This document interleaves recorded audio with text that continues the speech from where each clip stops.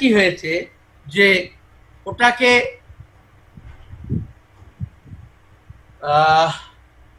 গোপন করার চেষ্টা হয়েছে, আর গোপন করার চেষ্টার ফলে আজকে সেটি ভয়াবহ আকার নিয়েছে। ভয়াবহ আকারের মধ্যে কি পড়ে? প্রথম কথা হলো দাম্পত্য সুখ নেই। দাম্পত্য সুখ না থাকার জন্য শিশুরা শৈশব থেকে বাবা মায়ের সম্পর্কে একটা খারাপ ধারণা কি এরা গন্ডগোলই করে, কি গন্ডগোল করে ওরা বোঝে না, কিন্তু ওরা এটা বুঝতে পারে বাবা মায়ের মধ্যে শান্তি নেই। এক, দুই, এই হ্যান্ডিক্যাপনেস থাকার ফলে পুরুষ অন্য রাস্তা বেছে নেয়, মেয়েরা অন্য রাস্তা বেছে নেয়। কখনো কখনো সেটা ছোটদের গোচরে আসে, কেন ইদানিংকালে অনেকগুলো খবর পড়েছি, দেখে ফেলার জন্য তাকে গলা টিপে মেরে দিয়েছে মা বা তার পার্টনার, গলা টিপে মেরে দিয়েছে বাবা বা তার পার্টনার। তাহলে ব্যাপারটা কি কোথায় কি দাঁড়ালো? এই হ্যান্ডিক্যাপনেস আমাদের সমাজকে কিভাবে কলুষিত, কিভাবে একটা ভয়ঙ্কর জায়গায় দাঁড় করিয়ে দিয়েছে, ভাবতে অবাক লাগে। অথচ যথেষ্ট এর চিকিৎসা রয়েছে, কিন্তু না, না, এক্সিস্টিং থেরাপিউটিক সিস্টেমে এর কোনো নির্দেশ নেই। অ্যালোপ্যাথ বা হোমিওপ্যাথটা যে ধরনের ওষুধ ব্যবহার করেন তাতে করে এই হ্যান্ডিক্যাপনেস বাড়া ভালো হওয়ার পরিবর্তে চরমতম খারাপ জায়গায় পৌঁছে যাচ্ছে। একটুখানি খবর নেওয়ার চেষ্টা করলেই বুঝতে পারবে কটা পুরুষ কটা মহিলা শান্তিতে ঘর করছে।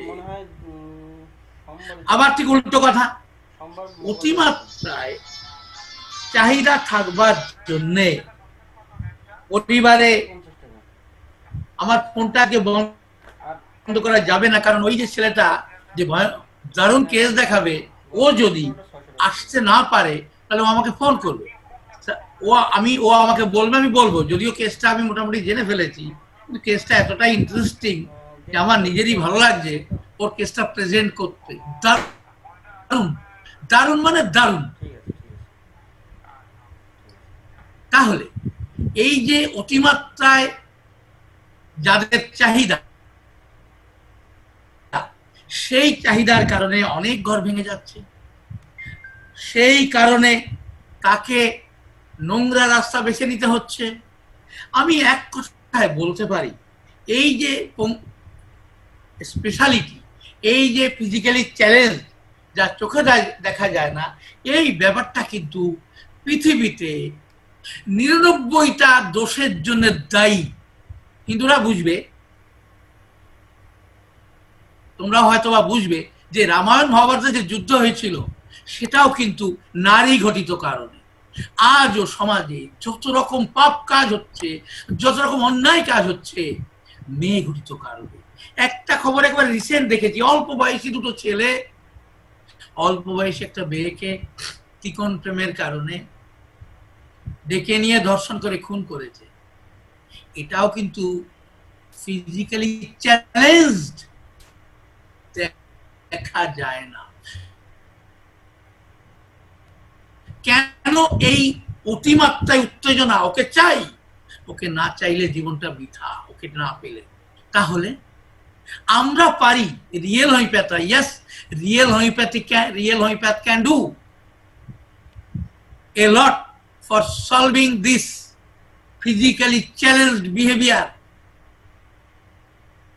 আমি কিন্তু বলতে চাইছি, কোন চ্যালেঞ্জ বিহেভিয়ার নেই অথবা অতিমাত্রায় আছে, যা সমাজে ৯৯% অন্যায়ের জন্য দায়ী।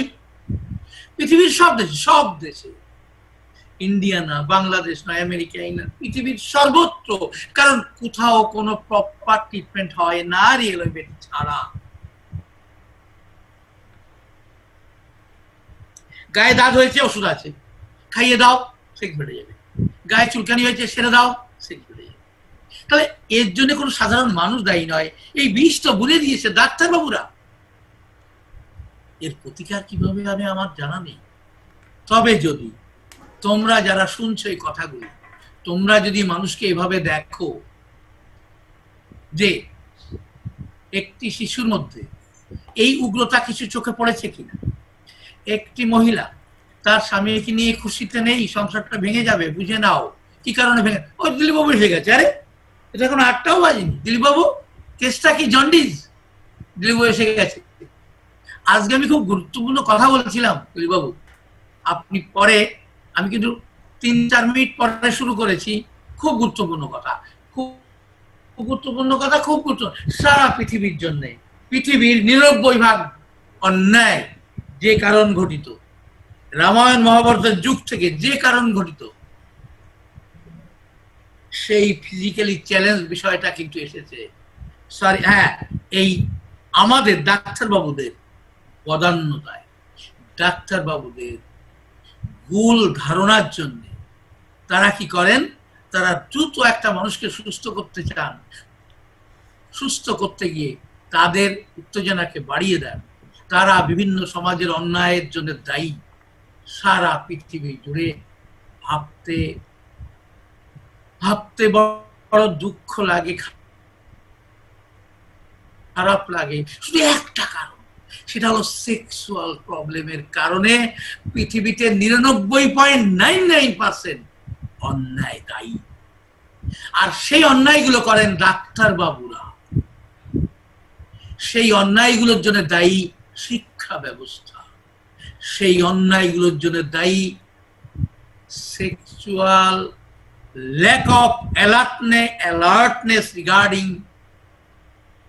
sexual activity, education. আমরা রিয়েল হোমিওপ্যাথরা পারি এই জায়গা থেকে পৃথিবীকে একটা নতুন নতুন জায়গায় পৌঁছে দিতে, শান্তির স্বর্গ বানাবে। কিন্তু সেটা কি করে সম্ভব? আমার কাছে এসেছে এখন মাত্র 248 জন, হয়তো এটা 270 হবে বা 280 হবে। তারা কিভাবে সমাজের মানুষের কাছে এই আইডিয়াটা পৌঁছে দিয়ে সংসার, সমাজকে, দেশকে শান্তিতে ভরিয়ে দিতে পারবো। আদারওয়াইজ শুধু আমরা ধ্বংসের দিকে চলে যাব। এর জন্যে শেষ পর্যন্ত উপরওয়ালা ভবিতব্যকেই দায়ী করতে হবে আর বলতে হবে এটা সব তোমারই ইচ্ছা। কিন্তু যে ফল্ট গুলি রয়েছে সেটা অস্বীকার করা নেই। সাধারণ মানুষেরা তার অসুস্থতার জন্য যান, তারা ওষুধ দিয়ে ঠিক করে দেন, সাধারণ বুঝতেও পারে না তার কত বড় সর্বনাশ তারা করে দিলেন। তাই এই অন্যায় দিনে দিনে বাড়ছে, বাড়তে থাকবে, কতদূর পৌঁছবে আমি জানি না, তবুও চেষ্টা তো করি। আমি আমার শেষ রক্তবিন্দুটাও আমি এ কাজেই লাগাতে চাই, যদি আগামী প্রজন্ম যদি বোঝে, এবং যদি বোঝে তাহলে পৃথিবীটা প্যারাডাইস হতে পারে আমি বিশ্বাস করি। শুধু একটা দিক, শুধু একটা, আমি অনেক ভেবেচিন্তে দেখেছি, শুধুমাত্র সেক্স প্রবলেম যদি সলভ হয়ে যায় পৃথিবী শান্তির আধার হয়ে যেতে পারে, এতে কোনো সন্দেহ নেই। দিলীপ বাবু, আপনি যখন আজকে আমাকে বলবেন 5 মিনিট ব্রেক দিন, তখন আমাকে একটা কথা মনে করে দেবেন যে আমার মেডিকেল কলেজে একটা কোভিড পেশেন্ট ভর্তি আছে, ওকে একটা ফোন, এই তুমি ভুলে যেতে পারি, ভুলে গেলে খারাপ হবে, ওকে কথা বলতেই হবে। ভাইরোফোবিনেমে আছে, ভালো আছে, কিন্তু তবুও আমাকে কথা বলা উচিত। আমি সময় করতে পারিনি, সারাটা দিন কিভাবে কাটছে জানি না, শেষ বুধবার বৃহস্পতিবার। তাহলে আমি যা বলতে চাইলাম, যারা 252 জন এসেছো তারা অন্তত বুঝে নাও, আমি আর একবার একটু বলবো, কথাটা ভীষণ গুরুত্বপূর্ণ বলে আমার মনে হয়েছে। শুধু একটা জিনিস যে বিষয়ে আলোচনা করা হয়েছে, তারিখ উল্লেখ করে ফেসবুকে, আরে জাহিদ একজন লিখে দিয়েছে, তুই দেখে দিয়েছিস, তারিখ উল্লেখ করে দিবি বেটা, তারিখ দিয়ে দেওয়া হয়, সবসময় তারিখ দিয়ে দেওয়া হয়। এটা কি ও পাগল আছে জানি না, যা হোক। তাহলে আমি আচ্ছা দিলীপ বাবু, ওই আসবে কি আজকের ক্লাসে ওই মিটিং করতে, এই কর্মকার গৌতম বাবু? ও বলেছিলেন যে আমি যাবো কোন একবার। কেউ আসেনি তো? না না আসুক। আমি তো এখন এইমাত্র ঢুকলাম, তো আমি অধিকার আরেকটা নিয়েতে ছিলাম। আচ্ছা ঠিক আছে, একবার দেখে নেবেন, সেই বুঝে ক্লাসটাকে আমি সাজিয়ে নেব। আমি শুরুটা ঠিকঠাক করেছি। আচ্ছা, তাহলে গতদিন এখানে শেষ করেছিলাম মহিলা এবং পুরুষের হ্যান্ডিক্যাপ ব্যাপারটা, মহিলা পুরুষের ফিজিক্যালি চ্যালেঞ্জ বিষয়টা, মহিলা পুরুষের এই দিকটা আমরা কেমন করে জানতে পারি এবং কিভাবে তা সলভ করতে পারি। আমি প্রচুর কাজ করেছি গত সপ্তাহে, প্রচুর। শুধু আমি একা নই, আমি ছেলেদেরকেও বলেছি। কি বলেছি স্যার কেসটা এই সুজা, স্যার কেসটা এই সিভিলিনা, স্যার কেসটা এই কার্বোভেজ। আমি তখন বলেছি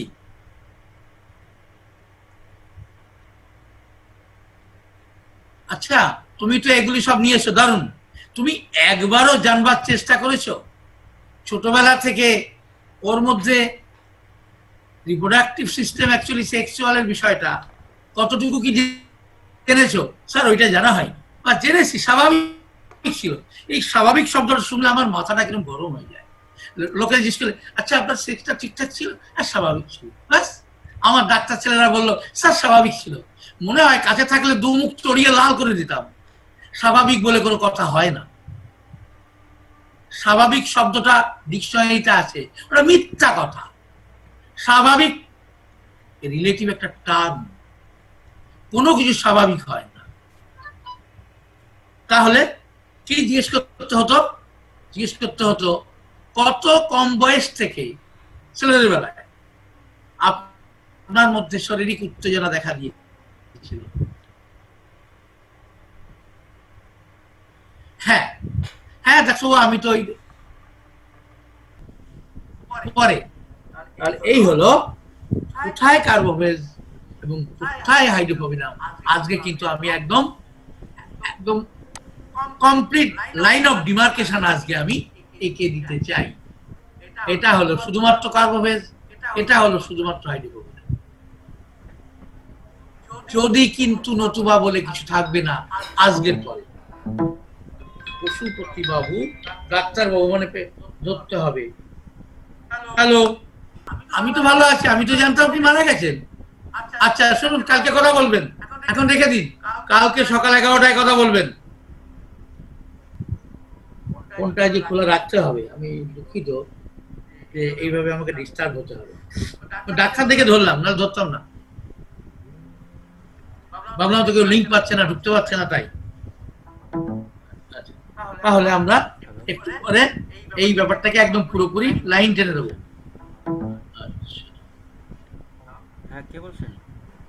হোয়াইটের হিস্ট্রি নেই, কিন্তু পোস্ট অফিস সিনড্রোমের প্রকটতা বোঝা যাবে কেমন করে।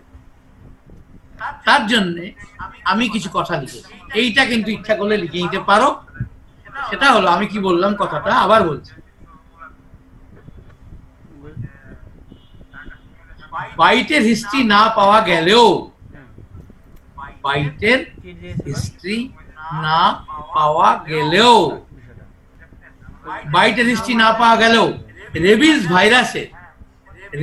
ভাইরাসের জেনেটিক ম্যাটেরিয়ালসের উপস্থিতি, রেবিস ভাইরাসের জেনেটিক ম্যাটেরিয়ালসের অস্তিত্ব অনুসন্ধানের উপায়, রেবিস ভাইরাসের জেনেটিক ম্যাটেরিয়ালসের অস্তিত্ব অনুসন্ধানের উপায় সাধু ভাষা হয়ে গেছে বলে।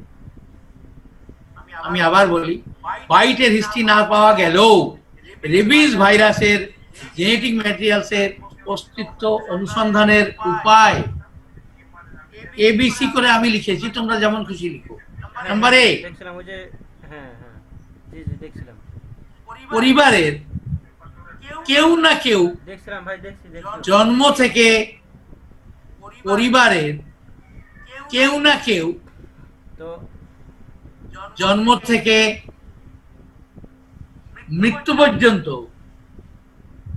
পরিবারের কেউ না কেউ জন্ম থেকে মৃত্যু পর্যন্ত কোনো না কোনো কারণে ভুগেই চলেছে। জন্ম থেকে মৃত্যু পর্যন্ত কোনো না কোনো কারণে ভুগেই চলেছে। একবারে বলি সেন্টেন্সটা, পরিবারের কেউ না কেউ জন্ম থেকে মৃত্যু পর্যন্ত কোনো না কোনো কারণে ভুগেই চলেছে।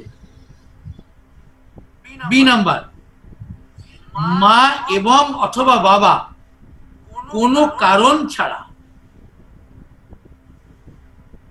মা এবং অথবা বাবা কোনো কারণ ছাড়া, মা এবং অথবা এবং অবলিক অথবা, মা এবং অবলিক অথবা বাবা কোনো কারণ ছাড়া বয়ঃসন্ধিকাল থেকে, বয়ঃসন্ধিকাল থেকে, বয়ঃসন্ধিকাল থেকে জননযন্ত্রের সমস্যায় ভুগে চলেছে, জননযন্ত্রের সমস্যায় ভুগে চলেছে। এইটা সব থেকে গুরুত্বপূর্ণ কথা। তোমরা প্লিজ এটাকে তোমরা লাল কালি দিয়ে লিখে রেখো, মা এবং অবলিক অথবা বাবা কোনো কারণ ছাড়া বয়ঃসন্ধি কাল থেকে জননযন্ত্রের সমস্যায় ভুগে চলেছে। যদিও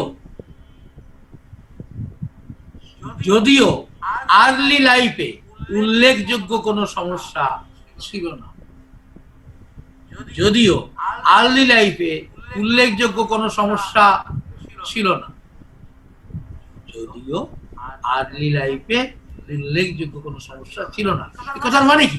এই কথার মানে হলো না, ছোটবেলা থেকে কই জ্বর সর্দি কাশি মাথা মাথা পেট ব্যথা কই কিচ্ছু ছিল না, আমার বাচ্চাকে কোনোদিন আমি ডাক্তার দেখাইনি, চেঁচা বাটা কিছু খাওয়াইনি, আমার বাচ্চা দিব্যি সুন্দর সুস্থ বাচ্চা ছিল। সি নাম্বার, কোন মানুষ যখন, সি নাম্বার, কোন মানুষ যখন জন্ম থেকে, কোন মানুষ যখন জন্ম থেকে, কোন মানুষ যখন জন্ম থেকে ছোট বা বড়, ছোট বা বড়, কোন মানুষ যখন জন্ম থেকে ছোট বা বড় কোনো না কোনো সমস্যায় ভুগে চলেছে,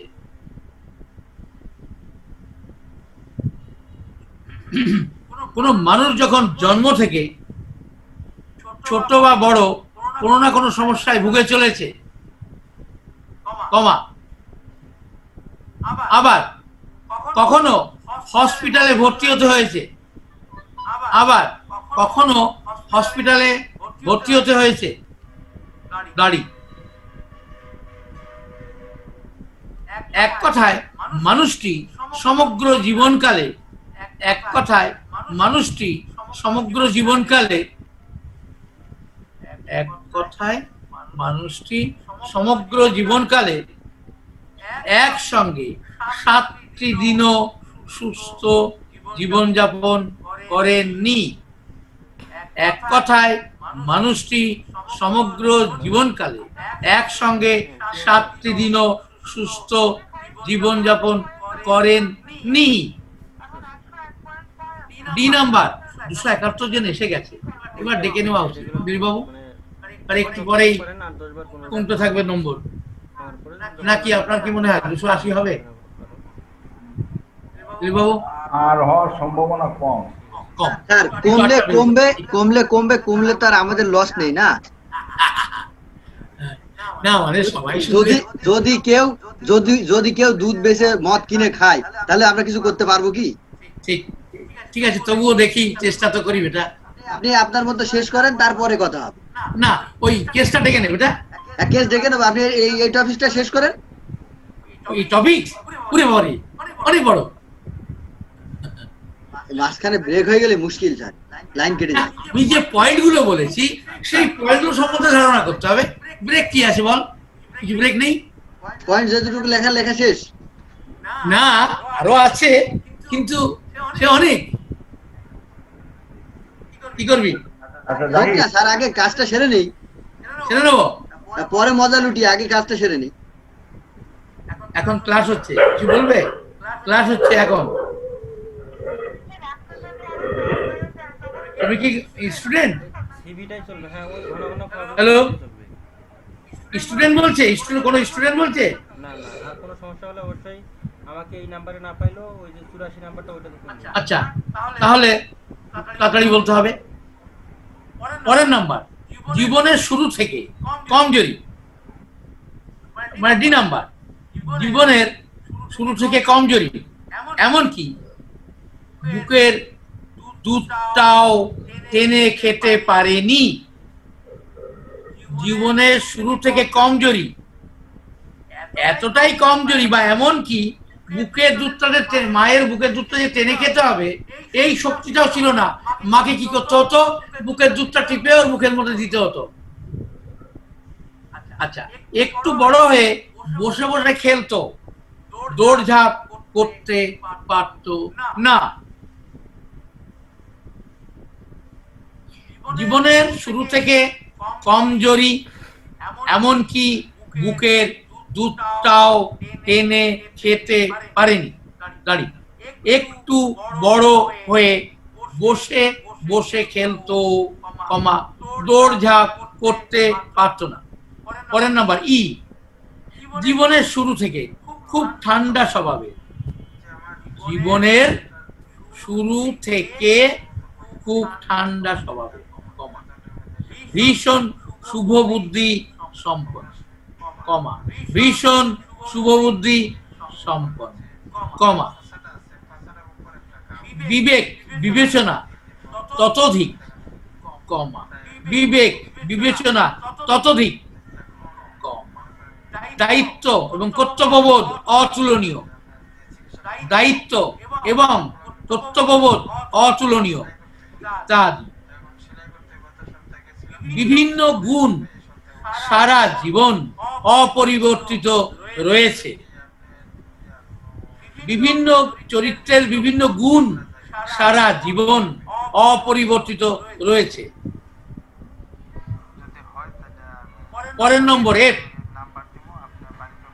ঠিক বিপরীত চারিত্রিক বৈশিষ্ট্য সারা জীবন অপরিবর্তিত রয়েছে। তারপর আমার ঠিক হোমিওপ্যাথিক ওষুধ খাওয়া। বিপরীত চারিত্রিক বৈশিষ্ট্য সারা জীবন অপরিবর্তিত রয়েছে। ঠিক বিপরীত চারিত্রিক বৈশিষ্ট্য সারা জীবন অপরিবর্তিত রয়েছে, মানে কোনো গুণ নেই, শুধুই দোষ, দোষ আর দোষ। মানে ই নাম্বারের পুরো উল্টোটা। যেমন খুব ঠান্ডা স্বভাবের জীবনের শুরু থেকে, ওটা হবে ভীষণ গরম, চঞ্চল, ভীষণ বদরাগী স্বভাবে, ভীষণ শুভবুদ্ধি, ভীষণ কুবুদ্ধি, লোকের ক্ষতি করবে, গাছ কেটে দেবে, গাছ তুলে দেবে। বিবেক বিবেচনা ততোধিক, কোনো বিবেক বিবেচনাই নেই। দায়িত্ব কর্তব্যবোধ অতুলনীয়, দায়িত্ব কর্তব্যবোধ বলে কিচ্ছু নেই, ইত্যাদি। বিভিন্ন গুণ সারা জীবন অপরিবর্তিত রয়েছে, আর বিভিন্ন দোষ সারা জীবন অপরিবর্তিত রয়েছে। আচ্ছা, পয়েন্টগুলো বলা হয়ে গেছে, একটা লাইন। একটি খুব গুরুত্বপূর্ণ তথ্য হলো, একটি খুব গুরুত্বপূর্ণ তথ্য হলো পাস্ট হিস্ট্রিতে, বলেছি একটু আগে, পাস্ট হিস্ট্রিতে টিউবারকুলোসিস থাকলে প্যাথোফিলোসফিক্যাল প্রেসক্রিপশন হবে না। পাস্ট হিস্ট্রিতে টিউবারকুলোসিস থাকলে প্যাথোফিলোসফিক্যাল প্রেসক্রিপশন হবে না। পাস্ট হিস্ট্রিতে টিউবারকুলোসিস থাকলে প্যাথোফিলোসফিক্যাল প্রেসক্রিপশন হবে না, এবং কার্বোভেসিয়াম দিয়েই চিকিৎসা শুরু করতে হবে। কার্বোভেসিয়াম দিয়েই চিকিৎসা শুরু করতে হবে। এক কথায়, পাস্ট হিস্ট্রিতে টিউবারকুলোসিস থাকলে কার্বোভেসিয়াম দিয়েই চিকিৎসা শুরু করতে হবে। পাস্ট হিস্ট্রিতে টিউবারকুলোসিস থাকলে কার্বোভেসিয়াম দিয়ে চিকিৎসা শুরু করতে হবে। আর যদি আর্লি লাইফে টিউবারকুলোসিস হয়ে থাকে, আর যদি আর্লি লাইফে টিউবারকুলোসিস হয়ে থাকে, আর যদি আর্লি লাইফে টিউবারকুলোসিস হয়ে থাকে, তাহলে হাইড্রোফোবিনাম সিএম দিয়ে চিকিৎসা শুরু হবে। আর যদি আর্লি লাইফে টিউবারকুলোসিস হয়ে থাকে, তাহলে হাইড্রোফোবিনাম সিএম দিয়ে চিকিৎসা শুরু হবে। তাহলে দুটো কথা একদম কাছাকাছি। তাই আমি আরেকবার বলি, পাস্ট হিস্ট্রিতে যে কোনো বয়সে টিউবারকুলোসিস, কিন্তু আর্লি লাইফে নয়। ফার্স্ট স্টেজে আর্লি লাইফে নয়, অন্য যে কোনো বয়সে 15-16 পর থেকে যে কোনো বয়সে টিউবারকুলোসিস হয়ে থাকলে কার্বোভ্যাক্সিন দিয়ে চিকিৎসা শুরু। কিন্তু যদি 12 বছর 14 বছরের আগেই টিউবারকুলোসিস হয়ে থাকে তাহলে হাইড্রোফোবিনাম দিয়ে চিকিৎসা শুরু। যাই, এই পাঠ শেষ করলাম, এইবার কেস ডাক। প্রথমে ইয়েকে ডাক, ওর কেসটা কমা। ওর নাম কি? ঘোষ। সুনীল ডাক। কাকে ডাকবো? সুনীল ঘোষ। সুনীল ঘোষ। সুনীল দা হাত তোলেন। আচ্ছা, ও হাত তুলতে লাগো, কেসটা বার করে দে, টাইম নষ্ট করিস না। কেসটা লাগিয়ে দে পর্দায়।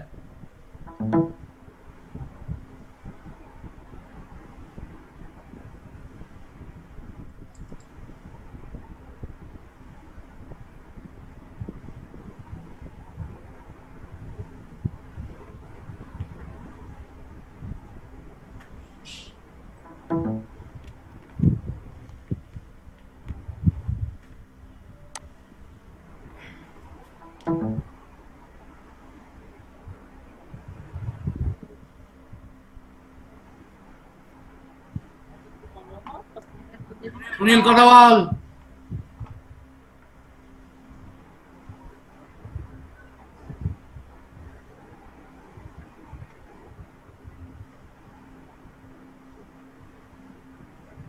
দেখো সুনীলের কেসটা হচ্ছে এই যে হসপিটালে ভর্তি ছিল স্ট্রোক হওয়ার পরে, দেখো কিভাবে আনছে। এরপরে সুনীল ওষুধ দিয়েছে, তারপরে পরপর ভিডিওগুলো আছে, এবং একদম সবার শেষে মানুষটি একদম স্বাভাবিক হয়ে গেছে। কিভাবে কি দিয়েছে ও বলবে। সুনীল কথা বলতে, কথা শুনছিস? সুনীল আসিস নাকি? পরপর ভিডিওগুলো চালিয়ে দে, আমি যতটুকু শুনেছি বলে দেবো। কিন্তু কি মেডিসিন দিয়েছিল ওটা আমাকে বললেন না। আনমিউট করেন। সুনীল এসেছে কি? হ্যালো কথা বল। স্যার, এবার শোনা যাচ্ছে? হ্যাঁ যাচ্ছে, কথা বল, জোরে জোরে বলবি। নমস্কার সকল ডাক্তার বন্ধুদের, আমি ডাক্তার সুনীল ঘোষ বাংলাদেশ থেকে বলছি। একটু জোরে। আমি হ্যালো, গলা ফাটিয়ে দে, বল। স্যার এবার শুনতে পাচ্ছেন? হ্যাঁ হ্যাঁ বল। কিন্তু ইয়ে হচ্ছে না, জানিস, ডাউনলোড হচ্ছে না। নেটওয়ার্কে একটু সমস্যা চলছে আমার এখানে। একটু না, অনেকটা বাপ। তাহলে স্যার আমার কেসটা পরে বলি। না না, তোরটাই আগে বল। ওকে, থ্যাংক ইউ স্যার। বল না। এখানে আছি। এক্স নামের একটা অ্যাবাউট 75 ইয়ার্স ওল্ড মহিলা, যাও না ক্লাস। উনি হঠাৎ করে ব্রেন স্ট্রোক করেন। ব্রেন স্ট্রোক করার পরে ওনাকে স্থানীয় উপজেলা লেভেলের হসপিটালে নেওয়া হয়। উপজেলা লেভেলের হসপিটালে নেওয়ার পরে ওখান থেকে সরাসরি ওকে পাঠিয়ে দেওয়া হয় যশোরের কুইন্স হসপিটালে। যশোরের কুইন্স হসপিটাল থেকে উনি চলে যান সদর হাসপাতাল যশোর। সেখানে ওনাকে দীর্ঘ 7 দিন চিকিৎসায় কোনো প্রকারের জ্ঞান না ফেরার কারণে ডাক্তাররা তাকে এমআরআইও করি নাই যে রোগী বাঁচবে না। যার কারণে, স্যার শুনতে পারছেন? একদম বল।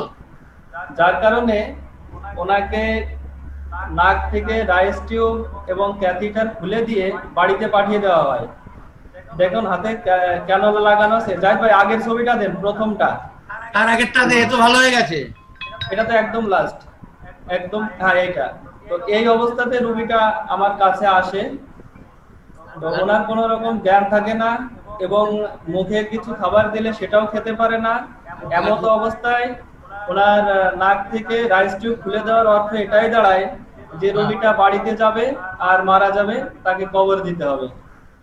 তারপরেও পেশেন্ট পার্টি আমার প্রতি অত্যন্ত বিশ্বস্ত থাকায় আমার সাথে যোগাযোগ করলো যে এই অবস্থা, এই পরিপ্রেক্ষিতে রোগীটা আপনার ওখানে নিয়ে আসতে চাচ্ছি। আমি বললাম আপনারা আসুন, আমার সর্বোত্তম প্রচেষ্টা করব। আমার জ্ঞান বুদ্ধি দিয়ে যতটা সম্ভব হয়। রোগী যখন আমার চেম্বারে আসলো, এই রোগীর অবস্থা দেখে স্থানীয় লোকজন আমাকে ওকে ট্রিটমেন্ট দেওয়ার জন্য মানা করেছিল, কিন্তু রোগীর পার্টি আমাকে আশ্বস্ত করেছিল যে দাদা, রোগীটা যখন হসপিটাল ছেড়ে দিয়েছে, উনি যদি মারাও যায় তো আমাদের আপনার প্রতি কোনো অভিযোগ থাকবে না, আপনি চিকিৎসা শুরু করতে পারেন। আমার গায়ে কি বেডে মালিশ করছে সুনীল? গায়ে কি মালিশ করছে? আপনি আপনার ওইটাই ওষুধ স্যার, ও ফাইন, ওষুধের নাম বল। আর হবে সিএম। ঠিক আছে। একটু ভাই ওনার অবস্থা এতটাই খারাপ ছিল যে ওনার গালে ওষুধ দিলে উনি ঢোক গিলার উপযুক্ত ছিল না। তখন আমি স্যারের আলোচনা থেকে আমি এটা জানতাম যে যদি ঔষধ না খাইতে পারে, ওষুধ গায়ে মালিশ করিলে ওই একই সমান কাজ করবে। তখন আমি ওই যে স্যার দেখা যাচ্ছে আর 500 মিলি বোতলে ওষুধ তৈরি করে ওনাদেরকে রোগীর গায়ে 10টা ঝাঁকি মেরে প্রতি 5 মিনিট অন্তর মালিশ করার জন্য অনুরোধ করি, দেখিয়ে দিই। এইভাবে 2 দিন ট্রিটমেন্ট করার পরে রোগীর কিছুটা ইমপ্রুভমেন্ট হয়। ইমপ্রুভমেন্ট হওয়ার পরে আমি বললাম যে এভাবে রোগী থাকলে রোগীটা তো মারা যাবে, আপনারা আবার হসপিটালে নিয়ে রাইস টিউব করিয়ে আসেন। রোগীকে যথারীতি হসপিটালে নেওয়া হলো এবং রাইস টিউব করিয়ে ওনার ব্রেন সিটি স্ক্যান করা হলো। ব্রেন সিটি স্ক্যানে দেখিয়েছে যে ব্রেনের শিরা ফ্র্যাকচার হয়ে ওখানে রক্ত জমে আছে, যেটা অপারেশন ছাড়া ভালো হওয়া সম্ভব নয়। ওনারা অপারেশন করার জন্য ঢাকায় যাওয়ার জন্য পরামর্শ করে, কিন্তু রোগীর লোকজন ঢাকাতে না নিয়ে বাড়িতেই নিয়ে আসে এবং আমার চিকিৎসাধীন থাকে। দীর্ঘ মাস খানেক, সরি 1-2 সপ্তাহ ট্রিটমেন্টের পরেই যাই ভাই, আগের একটা ছবি আছে দেখুন, ওই যে নাকে ক্যাথিটার দেওয়া, যেটা হয়েছে ওইটা আমি চিমটি দিলে, এটা লাস্ট ছবি, চিমটি দিলে ওনার রেসপন্স করছিল বা খাবারও মুখে সামান্য দিলে অল্প অল্প খেতে পারছিল। সেইভাবে দীর্ঘ আরো 1 মাস, টোটাল 1 মাস ট্রিটমেন্ট চলে। 1 মাস ট্রিটমেন্টের পরে রোগীর বর্তমান অবস্থা এই, উনি স্বাভাবিক খাবার খাইতে, এই সরি আমি যখন ওকে প্রথম দিন গিয়ে বললাম যে উঠে বসো, উনি সরাসরি উঠে বসলেন, যে ছবিটা ওখানে দেখা যাচ্ছে। তাহলে আর এখন বর্তমান রোগী একদম স্বাভাবিক জীবন যাপন করছে। যে ছবিটা লাস্ট দেখা যাচ্ছে ওইটা 25 দিন আগের ছবি। আচ্ছা, তা তুই আজকের কোনো ছবি পাসনি তো? আজকে ওনার ছেলে এসেছিল, ছেলে এসে উনি আর মানে এমনই অবস্থা যে স্যার ওনাদের আর ওষুধ নেওয়ার প্রতি আর কোনো রুচি নাই। বাহ, ঠিক আছে শোন, ঠিক আছে তুই চেপে যা। আর এটা স্যার একটাই মেডিসিন চলেছে প্রথম থেকে শেষ পর্যন্ত, কার্বোভেজ সিএম, কখনো 01 আর কখনো 15 থেকে উপরে, কার্বোভেজের বাইরে এখনো পর্যন্ত আমার যাইতে হয় নাই। ঠিক আছে, তাহলে যদি এই কেসটা আমরা পর্যালোচনা করি তাহলে কি দাঁড়াচ্ছে বিউটি অফ রিয়েল হোমিওপ্যাথি কি? ওষুধ খাওয়ানোর দরকার হয়নি, কেন ওষুধ খেয়ে খাবার কোনো ক্ষমতা পেশেন্টের ছিল না, তার জন্য সারা শরীরে মালিশ করা হয়েছে। এটা আগেই বলা হয়েছিল যে রিয়েল হোমিওপ্যাথির ওষুধ না খেলে কোনো দোষ নেই, যে মারা যাচ্ছে মরতে দাও, কিন্তু তার গায়ে কিন্তু ওষুধটা চালিয়ে যেতে হবে। তার হাতে, পায়ে, গায়ে, মাথায়, মুখে, যেখানে যেখানে চামড়া আছে যতটুকু মাখানো যায় সেখানে মাখিয়ে যাও। কয়েকজন মিলে, একজন একটা হাত, একজন আর একটা হাত, একজন একটা পা আর একজন আর একটা পা, একজন মাথার তালু বা মুখমণ্ডলে মালিশ চালিয়ে যাও, তাতেই ওষুধে কাজ হবে। এবং তার, সেটা ছিল এতদিন কথার কথা, আজকে দেখা গেল সত্যি সত্যি তার প্রভাব। তাহলে real homeopathy can do anything. আমি যে বার্তা দিতে চাই, real homeopathy can do anything, অবশ্যই with the permission of almighty. চলো আগে। এরপর তাহলে এখানে পোটেন্সি দেওয়া হয়েছে সিএম, পোটেন্সি দেওয়া হয়েছে 01, পোটেন্সি দেওয়া হয়েছে 0.15। কার্বোভেজ ছাড়া অন্য কিছু লাগেনি। একটা মৃত মানুষকে, মৃত প্রায় মানুষকে একদম জীবন্ত করে তোলা হলো মাত্র 1 মাসেরও কম সময়। আচ্ছা জাহিদ, তো সুনীল তোকে অনেক ধন্যবাদ। সুনীল, জাহিদ স্যার তুই ইয়ে কর, নজরুলকে ডাক। নজরুল ভাই হাত তোলেন। আচ্ছা, ও হাত তুলতে লাগুক, তুই ওর ভিডিওটা চালিয়ে দে, ও অনেক দূর থেকে আসবে তো, তাই কুষ্টিয়া থেকে আসবে। নমস্কার স্যার। হ্যাঁ নমস্কার, এসে গেছে, বাহ লাইন। জি স্যার। তোমার কেসটা আগে তুলে ধরো, না তুমি আগে বলবা? ঠিক আছে, আমি বলি বা ইয়ে দেখাক, উঠাক, ডকুমেন্টস গুলি দেখানো হোক, আমিও বলবো পরেই। পেশেন্টের কোনো ছবি আছে? জি স্যার, ছবিও দেওয়া আছে, আমি ছবি দিয়েছি রুগীর। ঠিক আছে, এটা কি চিকিৎসার আগে? এখনকার ছবি স্যার, আগে তো একদম শুকনা ছিল, সেই সময়ের ছবি আমার কাছে নাই। কেন তুমি চলোনি কেন? স্যার আগে তো এই রুগী নিয়ে তো আমি চিন্তা করতাম না যে এই রুগী আমার কাছে থাকবে, তো চলে যাবে ইন্ডিয়াতে, এর অপারেশন করবে, মারা যাবে, এই খুব একটা গুরুত্ব ছিল না স্যার। আমি কিন্তু তোমাদের বলেছিলাম জি স্যার। একটা কেস যে অবস্থায় আসুক না কেন, তোমার বাড়িতে বেড়াতে এসেছে, কিন্তু তুমি মনে করছো এই শিশুটাকে ওষুধ দেওয়া দরকার, সেক্ষেত্রেও ছবি তুলতে হবে। মরে যায় যাক, ইন্ডিয়ায় যাবে যাক, ছবি তুলতে কি অসুবিধা ছিল? ক টাকা খরচা হতো তোমার? না তা হতো না স্যার। মতো কথা কেন বললে আগে তাই বলো। পরবর্তীতে স্যার সব নেব। হ্যাঁ, পরবর্তীতে স্যার সব ছবি নেব, আগে এবং পরে সবগুলি নিয়ে রাখবো স্যার। ঠিক আছে, তুমি তোমার ভুল বুঝতে পেরেছো, তার জন্য তোমাকে ধন্যবাদ। জি স্যার। কন্টিনিউ করো।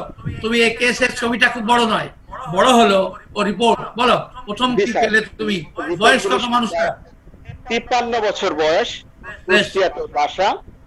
ইনি প্রায় 15 বছর ধরে অসুস্থ ছিলেন, বিভিন্ন জায়গায় ওষুধ খেয়েছেন, হোমিওপ্যাথিক, অ্যালোপ্যাথিক, যখন যেখানে সমস্যা, যখন যেখানে ইচ্ছা গিয়েছেন, নিয়ে গিয়েছেন, সেভাবে উনি ওষুধ খেয়েছেন, কখনো সুস্থ হয়েছেন, কখনো আবার কষ্ট পেয়েছেন।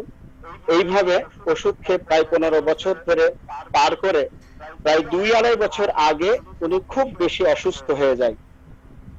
অসুস্থ হয়ে যাওয়ার পরে উনি পরীক্ষা নিরীক্ষা করে ওনাকে পাওয়া যায় ওনার pancreatitis cancer, pancreatitis, liver sole metastasis,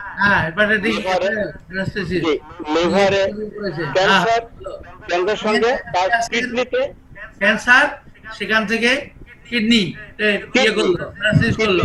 জি জি জি স্যার। এই পরিস্থিতিতে হ্যাঁ বলো। ওরা ঢাকাতে নিয়ে গেল, নিয়ে যে এইগুলি ধরা পড়লো, ওখানে বেশ কিছুদিন ঢাকা পপুলার এবং বিআরবি হসপিটালে চিকিৎসা হয়ে কোনো ভালো রেজাল্ট হলো না। তারপরে ওরা সিদ্ধান্ত নিল ইন্ডিয়াতে গিয়ে ওরা আলাপ আলোচনা করলো। ডাক্তার বলল যে এখানে অপারেশন ছাড়া কোনো এর চিকিৎসা নাই, অপারেশন করতে পারবো আমরা, রেজাল্ট কত ভালো হবে এটা বলতে পারবো না। তারপরেও অনেক টাকা, 1,90,000 রুপি ওরা কন্ট্যাক্ট করে ফিরে আসলো দেশে। দেশ থেকে টাকা গোছ করে যাবে এমন সময় লকডাউনে পড়লো, আর যেতে পারলো না। পরবর্তীতে ওই রুগী আমার কাছে আসলো। আমি sir go back procedure of real homeopathic therapeutic system অনুযায়ী কেস টেকিং করি, এবিসি কেস টেকিং করে ওনার প্রেজেন্ট কমপ্লেন আমি নিই। তার শরীর শুকিয়ে যাচ্ছিল এবং অত্যন্ত দুর্বল, খাবার খেতে পারতো না, খাবারের কোনো রুচি ছিল না, একটু খেলেই বমি হয়ে যেত। বুকের ডান পাশ এবং পিঠের বাম পাশ অস্বাভাবিক ব্যথা এবং যন্ত্রণা করত। মাঝে মাঝে মনে হতো দম বন্ধ হয়ে যাচ্ছে। সবকিছুতেই অরুচি এবং জ্বর জ্বর ভাব থাকতই। এটা ছিল প্রেজেন্ট কমপ্লেন। ওনার পাস্ট হিস্ট্রিতে প্রেজেন্ট কমপ্লেনে তেমন গুরুত্বপূর্ণ কিছু পাওয়া যায়নি, তবে হঠাৎ করে অস্বাভাবিক পেটে ব্যথা এবং বমি এটাই পাওয়া গিয়েছিল। পাস্ট হিস্টরিতে এটা বোঝা গেছে 15 বছর ধরে অনিয়মিত পায়খানা ছিল, যা কখনো 2 দিন 3 দিন পর পর হতো। এর জন্য বিভিন্ন ধরনের চিকিৎসা করতেন। 3 বছর বা 2 বছর আগে থেকে ওনার পেটে অত্যন্ত যন্ত্রণা, বমি, অন্যান্য সমস্যা নিয়ে প্রকট হওয়ায় ঢাকাতে পপুলার হসপিটালে যান এবং ডাক্তার দেখান। এখানে টেস্ট করে ওনার ক্যান্সার ধরা পড়ে এবং চিকিৎসা নেন। চিকিৎসা নিয়ে তেমন কোনো ভালো ফল হয় না। পরবর্তীতে ইন্ডিয়াতে যান। এবং ইন্ডিয়া থেকে ফিরে আসেন। অপারেশনের কথা ওরা সিদ্ধান্ত করে। ফ্যামিলি হিস্ট্রিতে তার মা হঠাৎ জ্বর এবং 7 দিনের জ্বরে মা মারা গেলেন এবং মায়ের পেটে মাঝে মাঝে ব্যথা করত, এটাই। এছাড়া তার আর কোনো সমস্যা ছিল বলে আমাকে উনি জানাইতে পারেননি। বাবারও তেমন কোনো সমস্যা ছিল না, তবে বাবা বার্ধক্যজনিত কারণে দুর্বল হয়ে পড়ে এবং 5-7 দিন বিছানায় থেকে বাবাও মারা যান। তবে বাবা ছিলেন অত্যন্ত হিসাবী, তো বাবার হিসাবটা বাইরে ছিল, তবে তার সংসারের জন্য কখনো হিসাব করতেন না, এ কথাটা আমাকে জানিয়েছিলেন। আর বাবা অস্বাভাবিক রাগ ছিল, যে রাগটা তার মৃত্যুর পূর্ব পর্যন্ত ছিল। দাদা যুদ্ধের সময় মারা গেছেন, দাদির কোনো সংবাদ না।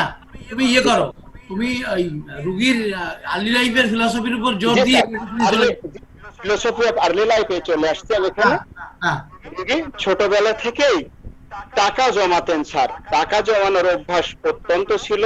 সে 10 পয়সা, 5 পয়সা, 25 পয়সা, 1 টাকা, তখন তার বয়স কত? তখন তার বয়স ছিল 4, 5, 6 বছর, 7 বছর এরকম বয়স, 7 বছর, 8 বছর এরকম। যখন আমার কথা বলে তখন তার 10 বছরের হিসাব আমার কাছে দেয়। ঠিক আছে, তারপর আর কি পেয়েছিলেন? পয়সা পেলেই সে জোগাড় করে রাখতো। বয়স যখন তার 10 বছর, তখন তার বাবার চাকরি চলে গেল স্যার। চাকরি চলে গেলে তার বাবার এক সময় টাকার চরম দরকার হলো, সে বুঝলেন তার কাছে 790 টাকা জমা। যখন 12 বছর বয়স, তখন তার বাবা মারা গেলেন। তখন তার বাবা মারা যাওয়ার পরে সে তার সংসার চালানোর জন্য চুল কাটা শিখা এবং চুল কাটার দোকানে কাজ করতে লাগলেন। এমনি ভাবেই সে আস্তে আস্তে বড় হলো, সংসার চালাতে লাগলো, তার ছোট ভাই বোনদেরকে মানুষ করতে শুরু করলো এবং তার ছোট একটা ভাইকে গভর্নমেন্ট চাকরি দিতে সক্ষম হয়েছে তার এই কাজের উপরে। চলে যাও, ডিসিশন নিয়ে নাও। জি স্যার। বলো, ওষুধ দিলে? আগে তো আমি ওষুধের কথা বলছি। এই সমস্যাটা যদি আমি এখন কেস টেকিং করতাম 4 মাস 5 মাস না হয়ে, তাহলে আমি তাকে প্যাথোফিলোসফিক্যাল হিসাবে হাইড্রোবোভিন আমি যেতাম এবং সেটা সিএম ব্যবহার করতাম। তবে সেই সময় প্যাথোফিলোসফিক্যাল এতটা গুরুত্ব আমাদের কাছে আসেনি, এই জন্য সেই সময়ের আলোকে আমি তাকে কার্বোভেজ সিএম দিয়েছিলাম। কার্বোভেজ সিএম দিয়ে আমি কিছুটা রেজাল্ট পেয়েছিলাম। তারপরে কার্বোভেজ 0/15 দিয়ে কোনো রেজাল্ট না পেয়ে প্রায় বেশ কিছু সময় চলে আসায় তখন প্যাথোফিলোসফিক্যালের উপরে যথেষ্ট আলোচনা ও সঙ্গে সঙ্গে পেনক্রিয়াটিসের উপরে যথেষ্ট যে ভালো কাজ করে হাইড্রোবোভিনাম, প্যাথোফিলোসফিক্যাল এবং পেনক্রিয়াটিক হিসাব করে আমি হাইড্রোবোভিনাম সিএম দিই। হাইড্রোভিনাম সিএম দেওয়ার সাথে সাথে স্যার ওই রোগী 1 সপ্তাহের মধ্যে যথেষ্ট ভালো। আমি 15 দিনে পরে আসার কথা বলি, কিন্তু সে 7 দিন পরেই আমার কাছে চলে আসে। চলে আসার পরে সে বলে আমি এখন অনেক ভালো।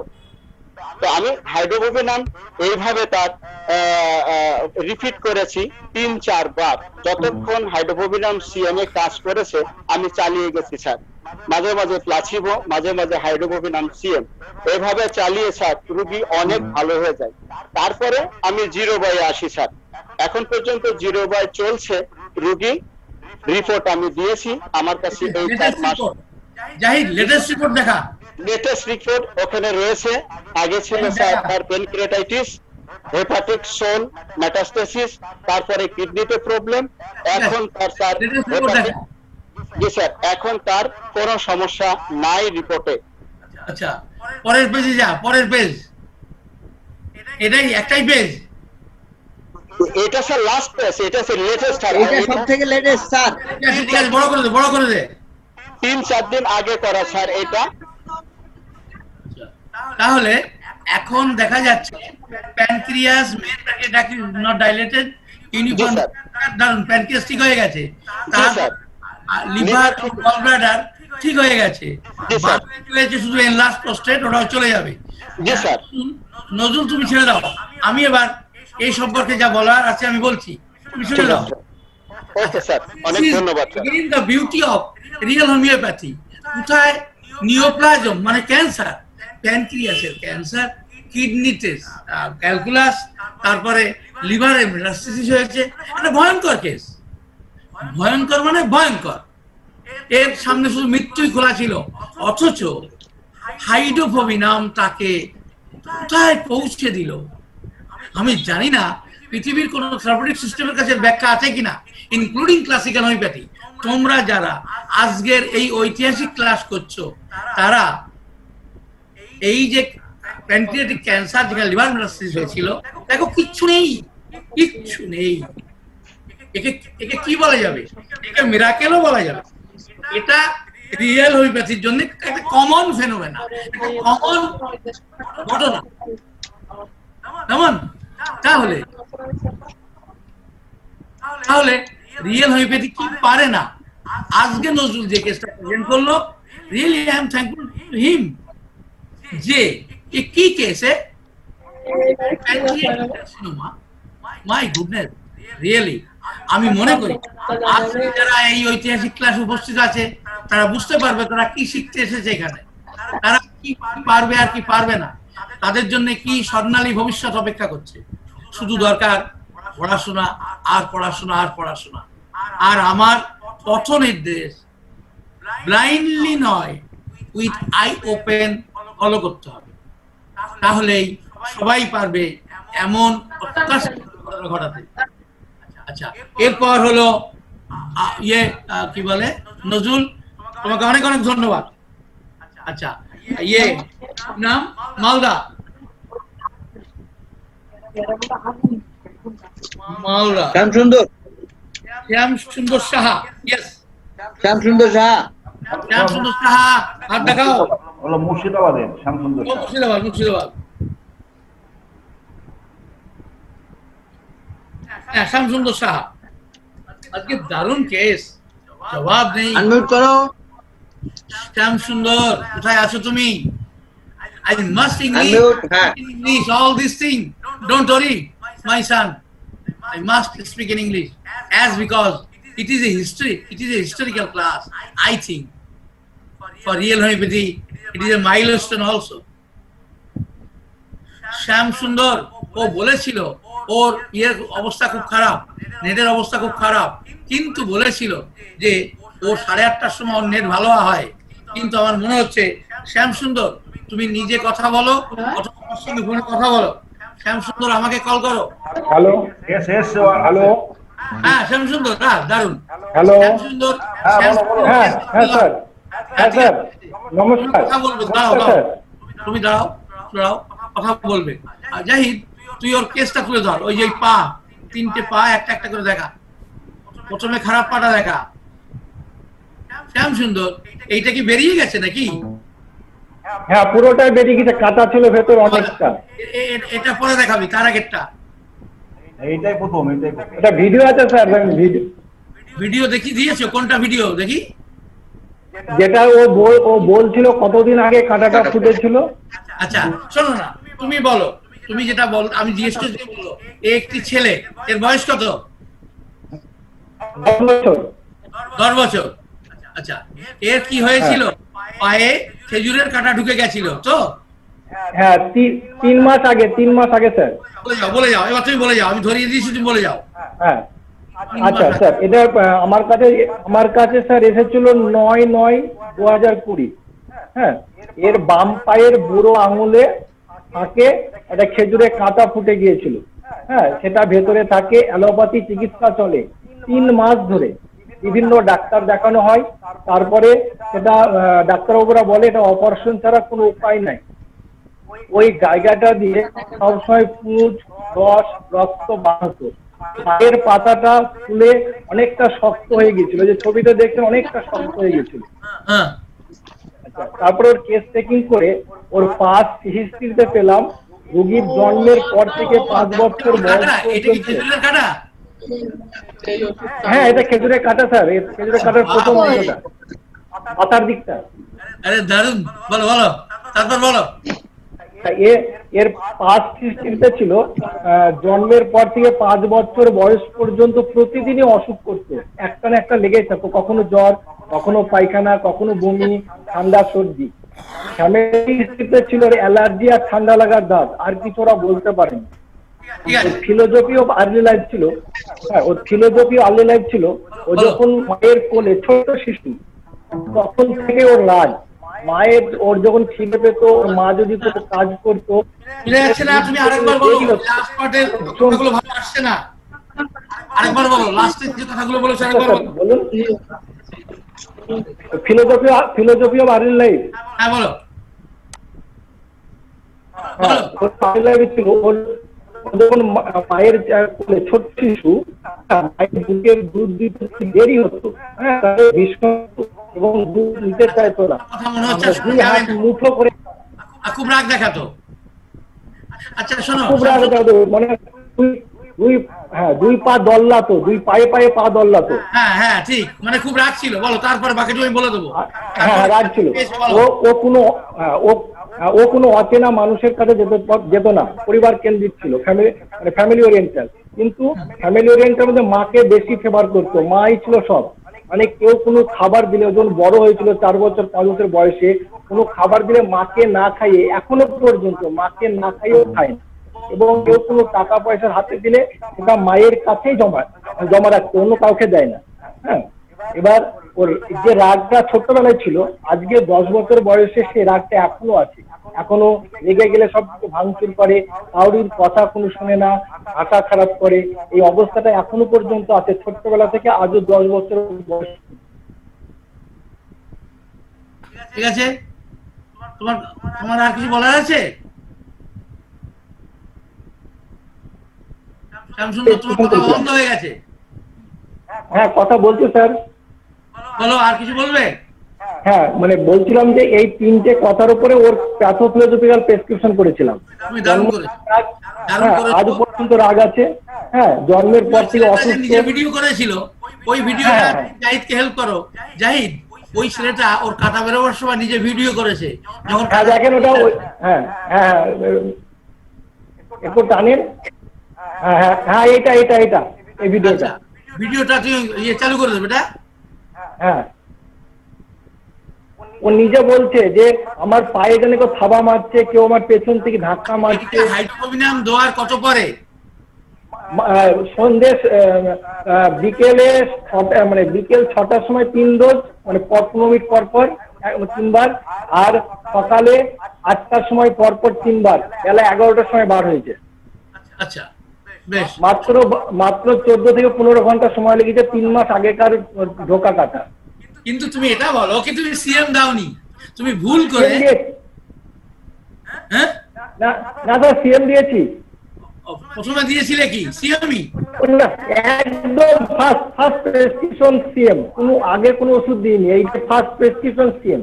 ও আচ্ছা, বেশ বেশ, থ্যাঙ্কস এ লট। শোনো, আমি তোমার কেসটা পরে বলে দিচ্ছি, তুমি পরের কেসটা বলে নাও। পরের কেসটা বলো, এই কেসটা হয়ে গেছে। হ্যাঁ বলি। আচ্ছা, পরের কেসটা হচ্ছে আরমিন মন্ডল, 10 মাস বয়স, 10 মাস 10 মাস বয়স, বলো। আমার কাছে এসেছিল 27/6/20, 27/6 মানে জুন মাসে। হঠাৎ সন্ধ্যের দিকে বাচ্চাটা নিয়ে আসা হলো। হ্যাঁ, বাচ্চাটার অন্ডকোষটা একটা নারকেলের ডাবের সমান ফুলে গেছে, বাচ্চাটা ভীষণ কাঁদছে, বাচ্চার বাড়ির লোকরা খুব অস্থির, তারাও মানে কান্নাকাটি করছে, এই অবস্থা। হ্যাঁ, শুধুমাত্র এটা আমি কেসটা কিন্তু প্রথম দিন করতে পারিনি। এ তো নারকেলের মতো ফুলে গেছিল।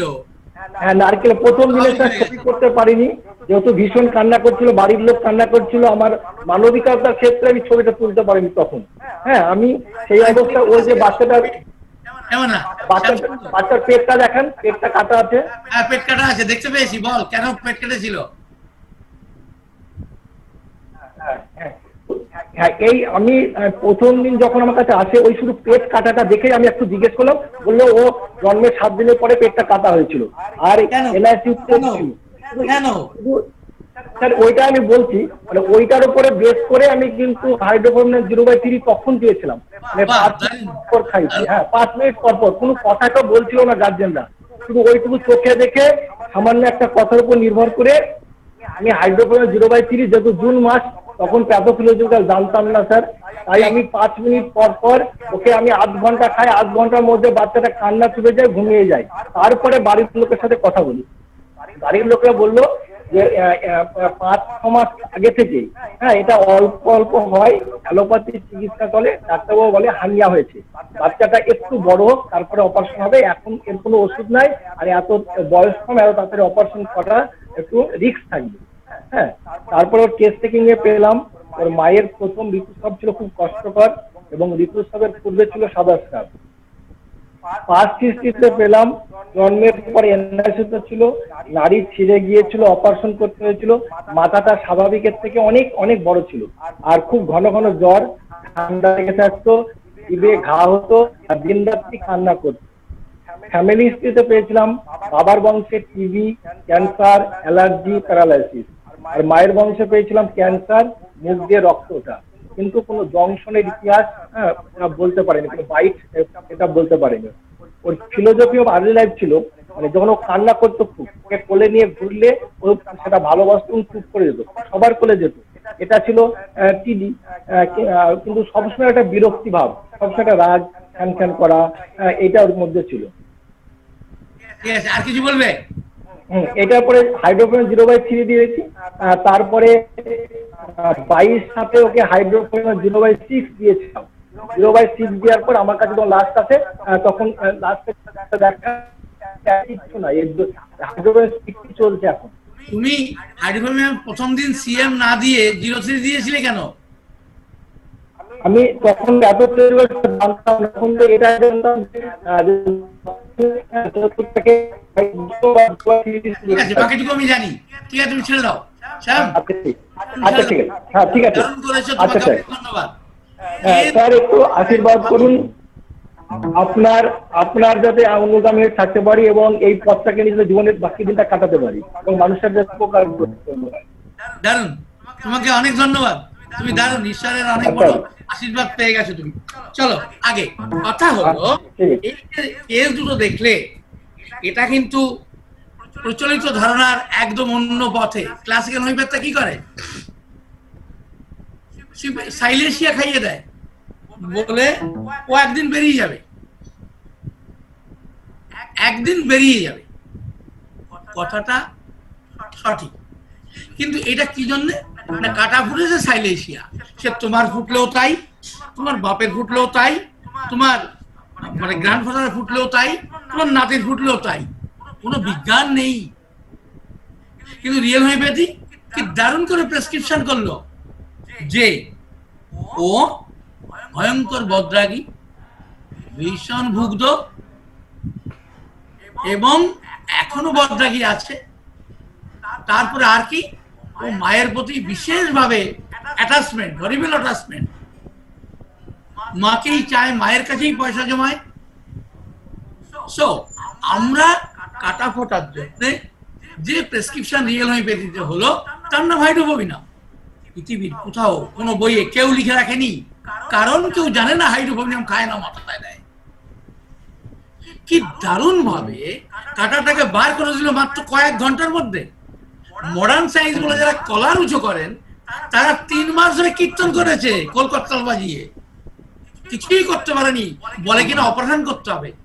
মডার্ন সায়েন্সের, মডার্ন ভাবনার সেই যে দম্ভ, সেই দম্ভের জন্য তার লজ্জা হওয়া উচিত। আমার রিয়েল হোমিওপ্যাথি কিন্তু ক্যান্সার ঠিক করেছে বিনা অপারেশনে। আমার রিয়েল হোমিওপ্যাথি কাটা বার করেছে, তাও সায়েন্টিফিক ওয়েতে। ক্যান্সার ঠিক করেছে সায়েন্টিফিক ওয়েতে। কি নেই আমার কাছে? রিয়েল হোমিওপ্যাথির কাছে কি নেই? তোমাদের একবার ভাবা উচিত, তোমরা কি শিখতে এসেছো, কোন অমূল্য সম্পদ নিতে এসেছো আমার কাছে। আজকে আমার এই ছেলেরা আমার চলার পথকে পূর্ণাঙ্গতা দিয়েছে। আমি আমার শুভেচ্ছা আশীর্বাদ ওদের মাথার উপরে থাকবেই, এবং আগামী দিনে এরা বড় করে এগিয়ে যাবে, পৃথিবীর কাছে জবাব চাইবে। কি আছে তোমার মডার্ন হোমিওপ্যাথিতে? আছে বিসমিল্লাহ না বলে 2.5 পোষ দিয়ে দাও। কোনো বিসমিল্লাহ বলার জায়গাই নেই, শুধু পচা আবার খাও। শুধু দেখতে হবে মুরগির গায়ে মাংস কতটা। তাই 2 লাখ টাকার প্যাকেজ, হ্যাঁ 1,90,000 মানে 2 লাখ, তারা এদেশ থেকে যাবে আসবে ইত্যাদি ইত্যাদি অনেক কিছু। ঠিক কাহানি সারা পৃথিবী জুড়ে ঘটে চলেছে, আর আমরা কি নীরব বিপ্লব আমরা করে চলেছি। এই আইডিয়া কবে, কখন, কোন কালে যারা বলেছিল আমাকে হোমিওপ্যাথি 265 পর্যন্ত হোমিওপ্যাথি চলছে, শ্যামল ছাড়া, ইয়েস শ্যামল ছাড়াই 200 হোমিওপ্যাথি চলেছিল, কিন্তু প্যানক্রিয়াটিক ক্যান্সার কেউ সারায়নি, হাইড্রোফোবিনাম দিয়ে কাটা কেউ বার করেনি, আর্লি লাইফের ফিলোসফির উপর বেস করে না। তারপর দেখো আরেকটা ছোট বাচ্চা, ও ভয় পেয়ে গেছিল, বাড়ির লোক কাঁদছে, বাচ্চা কাঁদছে, তার টেস্টিসটা ফুলে নারকলের মতো হয়ে গেছে। ওই সময় তো যে কোনো ডাক্তারের পা কাঁপবে, কিন্তু সেটা হেভি বুদ্ধি আছে। ও যেই শুনলো জন্মের 7 দিন বয়সে ওখানে অপারেশন করা হয়েছে, তখনই এর মাথায় খেলে গেল হাইড্রোফোবিনাম। কি দারুণ! আমি ঈশ্বরের কাছে কৃতজ্ঞ বললে হবে না, আমি আমার সবকিছু তার পায়ে আমি সঁপে দিলাম। আমার নিন্দা, আমার প্রশংসা, আমার সব। কোথায় ছিল এ নলেজ? সে যদি না দিত আমি কোথায় পেতাম? এই পৃথিবীতে অশান্তি, জ্বালা, যন্ত্রণা, দুঃখ ভুলিয়ে দিতে পারবে আমার রিয়েল হোমিওপ্যাথি। অন্তত আজকের ক্লাস সে কথা বলে। ছোটখাটো কোনো কেস নয়। তোমরা দেখলে প্যানক্রিয়াটিক কার্সিনোমা, লিভার মেটাস্টেসিস, কোন ডাক্তার স্বপ্নে দেখে না। রিয়েল হোমিওপ্যাথ ছাড়া রিয়েল হোমিওপ্যাথ বলবে কি, আমি দেখে নেবো। কেন, কি করে দেখবা? আমি জানি আমার কাছে নলেজ আছে, আমার কাছে দার্শনিক নলেজ আছে। 3টি বাচ্চা, আর শেষের বাচ্চাটা তো শুধু প্যাথোলজিক্যাল প্রেসক্রিপশন হলো। কেন? 7 দিন বয়সে কাটতে হয়। কার কাটতে হয় আমি আমার লেখার মধ্যে স্পষ্ট করে দিয়েছি। এই যে জন্মের পরেই যে সমস্যা, শুধুমাত্র হাইড্রোফোবিনাম। তোমরা যারা আজকের ক্লাস শুনছো 282 জন, তোমরা বুঝে নাও, হাইড্রোফোবিনাম শিখে তুমি পৃথিবীতে কত অসম্ভবকে সম্ভব করবার জন্য এখানে এসেছো। তুমি জানিয়ে দাও দুনিয়াকে তুমি পৃথিবীতে এসেছো এবং অসম্ভবকে সম্ভব করতে দেখো। এগুলো কিন্তু আমার কেস নয় একটাও। তোমরা আর যে সমস্ত কেস এর আগে দেখোনি, সেটা হলো চোখে ক্যান্সার হয়ে চোখের দৃষ্টিশক্তি শেষ হয়ে গেছে, সেই সব case real homeopathy, yes real homeopathy ঠিক করেছে। তাহলে আজকের ক্লাসটা আমি ভেবে ফেলেছিলাম, যখন আমাকে সুনীল বললো, নজরুল বলল, শ্যাম বলল, আমি তখনই বুঝে নিয়েছিলাম আজকের ক্লাসে একটা ইতিহাস সৃষ্টি হতে চলেছে। সেই জন্য আমি খুব তৈরি হয়েছিলাম মনের দিক দিয়ে। এইবার আমি এই ঘটনার সঙ্গে তাল মিলিয়ে 7টা সেন্টেন্স লিখে দেবো। প্রবীর যদি এখানে থেকে থাকো, শুনে নিও তোমার আউটডোরে তুমি কিভাবে এই 7টা সেন্টেন্সকে কাজে লাগাবে। এবং তোমরা যারা ব্যস্ত প্র্যাকটিশনার, তারা 7টা সেন্টেন্সকে কাজে লাগিয়ে ফটাফট প্রেসক্রিপশন করবে। কেমন করে লিখে নাও সেটা আমি একদম লেখাবার ভঙ্গিতে বলবো, আমি বলবার ভঙ্গিতে বলবো না। লেখো, ধৈর্য ধরে লেখো, খুব ধীরে সুস্থে লেখো। এর নাম হলো answers of minimum questions are the most essential for starting of treatment। জানি তোমরা লিখতে পারো না, লিখতে পারবে না, দরকার নেই, তুমি বাংলাটা লেখো। চিকিৎসা শুরু করতে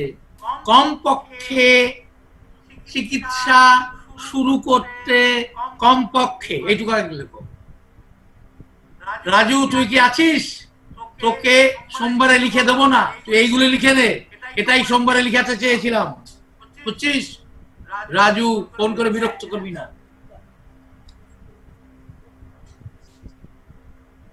রাজু লিখে নিস এইটা।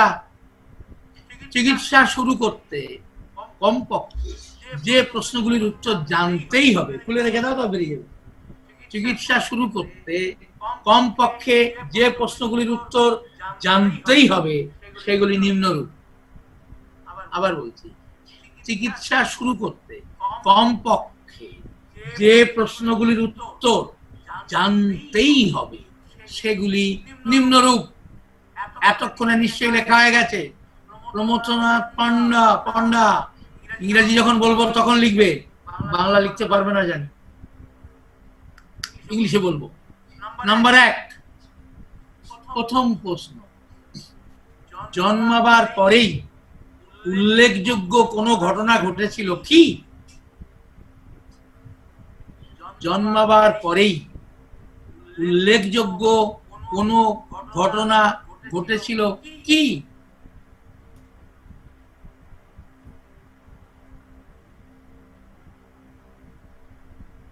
যেমন জন্মে কাঁদেনি, বা যেমন জন্মে কাঁদেনি বা খুব কেঁদেছিল। যেমন জন্মে কাঁদেনি বা খুব কেঁদেছিল, বা খুব কম ওজন, খুব কম ওজন, 1 কেজি, 2.5 কেজি হওয়ার কথা মিনিমাম 1 কেজি, খুব কম ওজন, অথবা খুব বেশি ওজন, ওরে বাবা প্রায় 4 কেজি, খুব বেশি ওজন, খুব বেশি ওজন, কমা, বা প্রায় মৃত, প্রায় মৃত, বা দাঁত চুল দাড়ি নিয়ে জন্মেছে, দাঁত নিয়ে জন্মেছে, দাঁত চুল দাড়ি নিয়ে জন্মেছে। আর একটু আগে শ্যামসুন্দর দেখিয়েছে জন্মেই তাকে কাটতে হলো, অপারেশন করতে হলো, এটাও কিন্তু এরই মধ্যে পড়ে। তাই জন্মে উল্লেখযোগ্য ঘটনা কি সেটি আমার দারুণ আইডিয়া নিয়েছে। ও তো একবারে খুব কম বয়সের ছাত্র আমার, মানে কম দিন আমার কাছে এসে। সেই ছেলে ওই কাটা দেখেই হাইড্রোফিনের প্রেসক্রিপশন করলো। Thanks a Lord, thanks god also. তাহলে আমরা এইরকম অস্বাভাবিক কিছু দেখলে কিছু ভাববার নেই, শুধু হাইড্রোফিন, সিএম, আর কিছু ভাবতে হবে না। চোখটা বন্ধ করে একবার গোলার নাম নেবে আর একবার আমার নাম নেবে আর দিয়ে দেবে। 2 নম্বর, জন্মাবার কত পরে, জন্মাবার কত পরে প্রথম কোন ওষুধ খাওয়াতে হয়েছিল? জন্মাবার কত পরে প্রথম কোন ওষুধ খাওয়াতে হয়েছিল এবং কেন? জন্মাবার কত পরে প্রথম কোন ওষুধ খাওয়াতে হয়েছিল এবং কেন? জিজ্ঞাসাবোধক চিহ্ন। তারপর মাঝে মাঝে কেন ওষুধ খাওয়াতে হয়েছিল বা হচ্ছে, সরি এরপর, তারপর না, এরপর মাঝে, একই কথা, এরপর মাঝে মাঝে, এরপর মাঝে মাঝে কেন ওষুধ খাওয়াতে হয়েছিল বা হচ্ছে।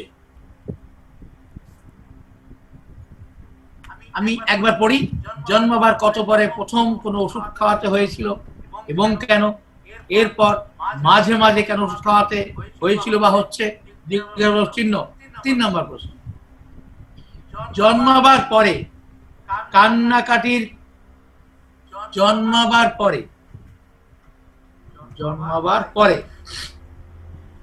কান্নাকাটির কোনো অস্বাভাবিকতা ছিল?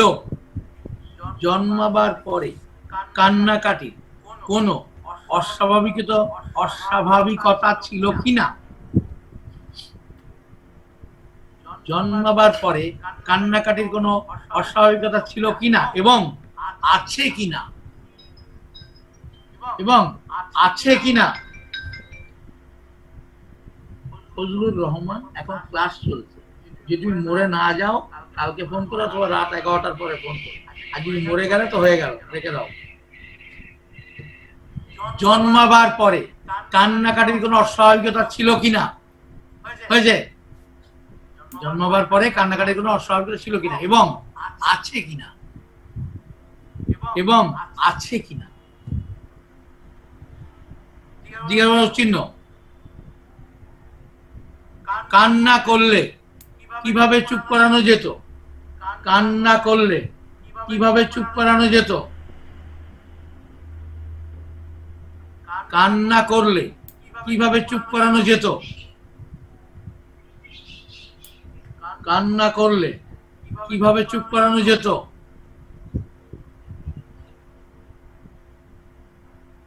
কান্না করলে কিভাবে চুপ করানো যেত? অর্থাৎ কিসে বেশি খুশি হতো এবং কেন? কান্না করলে কিভাবে চুপ করানো যেত অর্থাৎ কিসে বেশি খুশি হতো এবং কেন? কিসে বেশি খুশি হতো এবং কেন? কিসে বেশি খুশি হতো এবং কেন? দাঁড়ি জিজ্ঞাসা চিহ্ন। আদৌ চুপ করানো যেত কিনা? আদৌ চুপ করানো যেত কিনা? অনেক বড়, তাই আমি একবার বলেছি। জন্মাবার পরে কান্নাকাটির কোনো অস্বাভাবিকতা ছিল কিনা এবং আছে কিনা জিজ্ঞাসা চিহ্ন। কান্না করলে কিভাবে চুপ করানো যেত অর্থাৎ অর্থাৎ কিসে বেশি খুশি হতো এবং কেন? আদৌ চুপ করানো যেত কিনা চিহ্ন। কত কম বয়সে হয়ে গেছে। এবার 4 নম্বর পয়েন্ট। 4 নম্বর, ফজলুর রহমান তুমি শুনতে পাচ্ছ না আমি ক্লাস করছি? হ্যাঁ দাদা,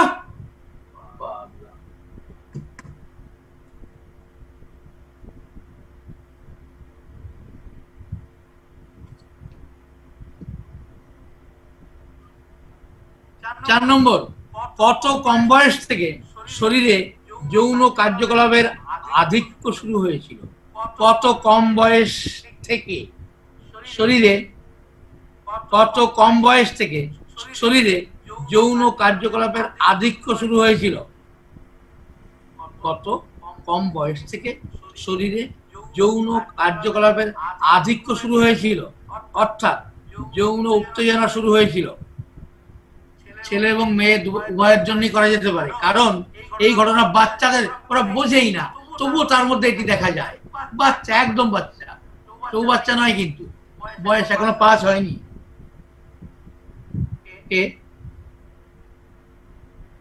এখন ক্লাস করছি। আচ্ছা আচ্ছা, আদৌ চুপ কর। কি বললাম? কত কম বয়স থেকে শরীরে যৌন কার্যকলাপের আধিক্য শুরু হয়েছিল অর্থাৎ যৌন উত্তেজনা শুরু হয়েছিল। 5 নম্বর, প্রথম কত বয়স থেকে সাদা স্রাব? প্রথম কত বয়স থেকে সাদা স্রাব? প্রথম কত বয়স থেকে সাদা স্রাব এবং মাসিক রজস্রাব শুরু হয়েছিল? প্রথম কত বয়স থেকে সাদা স্রাব এবং মাসিক রজস্রাব শুরু হয়েছিল? প্রথম কত বয়স থেকে সাদা স্রাব এবং মাসিক রজস্রাব শুরু হয়েছিল? ব্যথা যন্ত্রণা হয়েছিল জিজ্ঞাসা চিহ্ন। ব্যথা যন্ত্রণা এবং পরিমাণ, ব্যথা যন্ত্রণা এবং পরিমাণ খুব বেশি ছিল। ব্যথা যন্ত্রণা এবং পরিমাণ খুব বেশি ছিল, কমা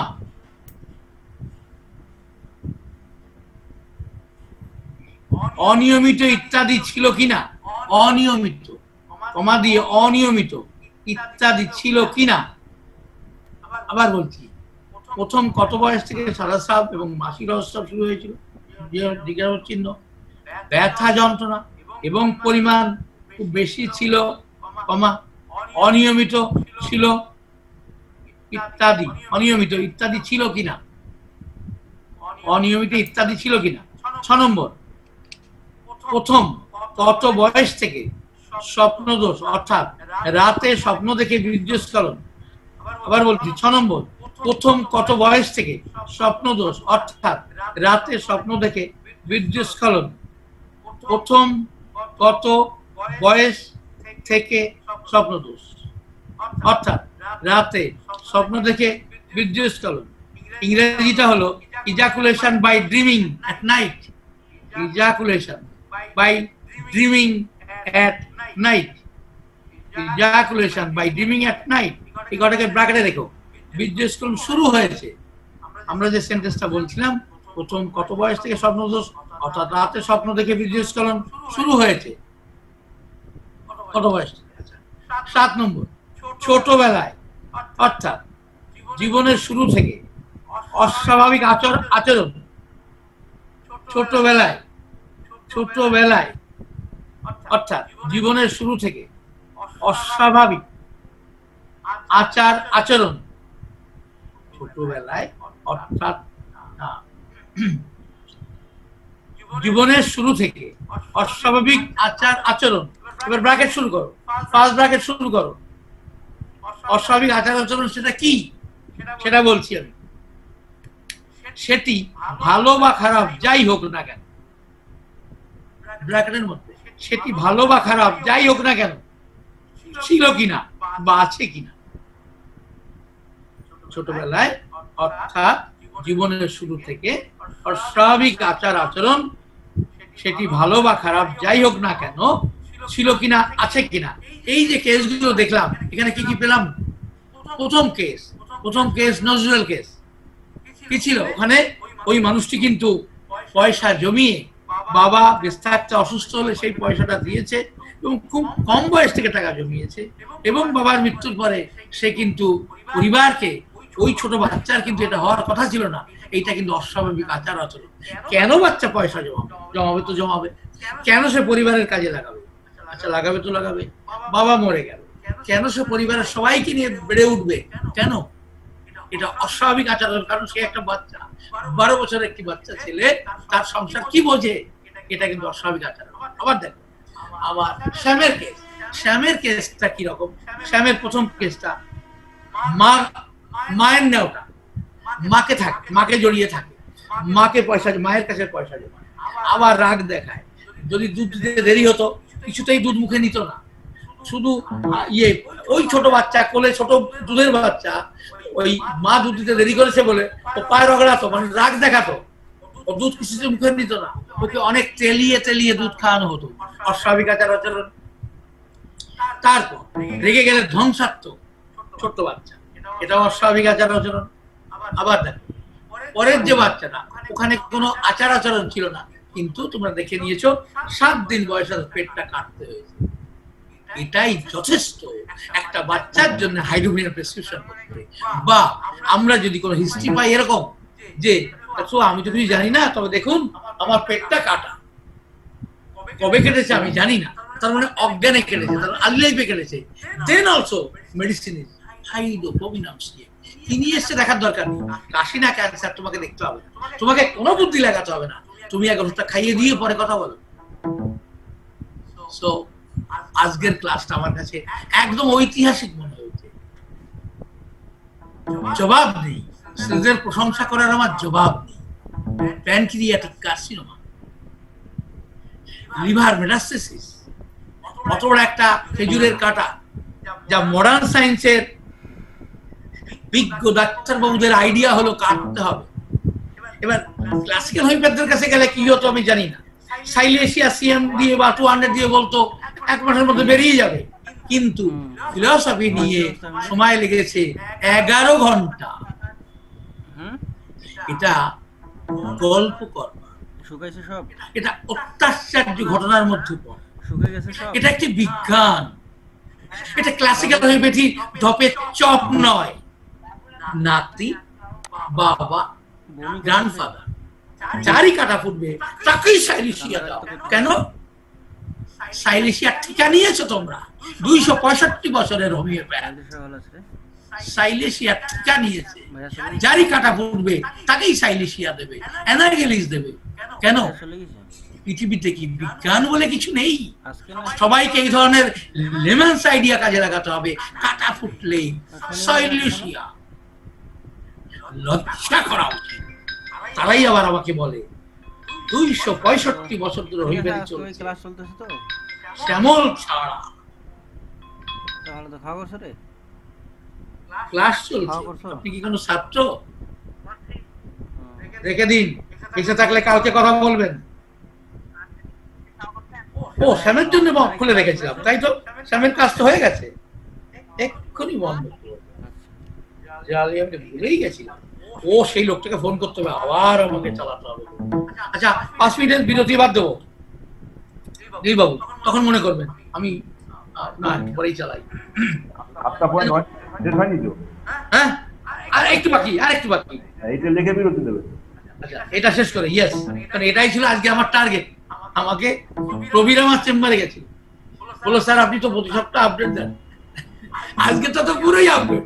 এ তো আমার আইডিয়ার মধ্যেই ছিল না যে এরকম একটা টপিকস আমি তুলে ধরবো আমার ছেলেদের জন্য, ছেলে মেয়েদের জন্য যারা ব্যস্ত চেম্বারে ফরাস করে ডিসিশন, কিন্তু সাইন্টিফিক ওয়েতে, নো আনসাইন্টিফিক ডিসিশন। ক্লাসিক্যাল হোমিওপ্যাথিদের আনসাইন্টিফিক 265 বছরের আনসাইন্টিফিক ডিসিশন, কাটা ফুটলে সাইলেশিয়া, লজ্জাজনক, লজ্জা করে। 265 বছর ধরে হোমিওপ্যাথি চলে আসছে, শ্যামল ছাড়া, লজ্জা করে আমার।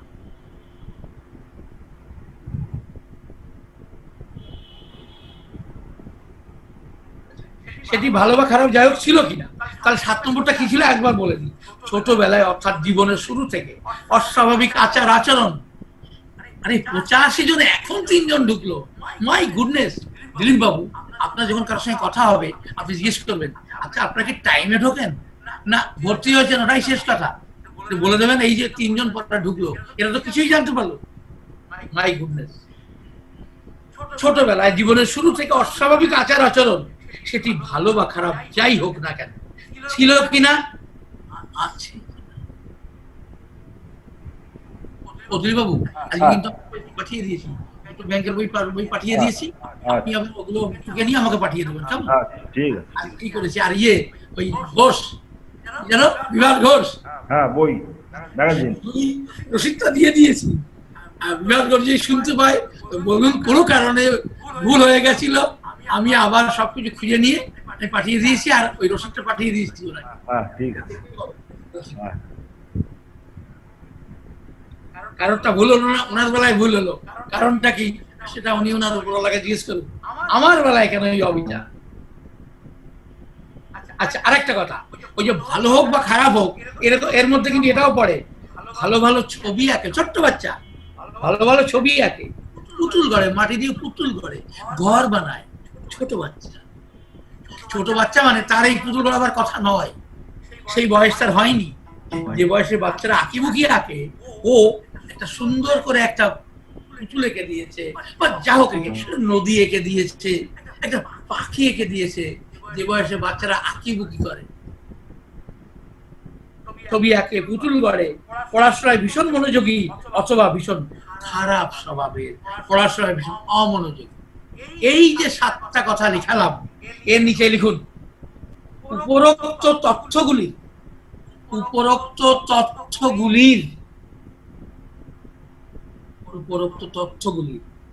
একটি বা দুটি উপস্থিত থাকলে, উপরোক্ত তথ্যগুলি একটি বা দুটি উপস্থিত থাকলে মেডিসিন হবে হাইড্রোপোভিনামসিয়াম। উপরোক্ত তথ্যগুলি একটি বা দুটি উপস্থিত থাকলে মেডিসিন হবে হাইড্রোপোভিনামসিয়াম, এবং একটিও উপস্থিত না থাকলে মেডিসিন হবে কার্বোভেসিয়াম। আবার বলছি, উপরোক্ত তথ্যগুলি একটি বা দুটোই উপস্থিত থাকলে মেডিসিন হবে হাইড্রোপোভিনামসিয়াম, এবং একটিও উপস্থিত না থাকলে, এবং একটিও উপস্থিত, কোন একটি, 7টির একটিও উপস্থিত না থাকলে মেডিসিন হবে কার্বোভেসিয়াম।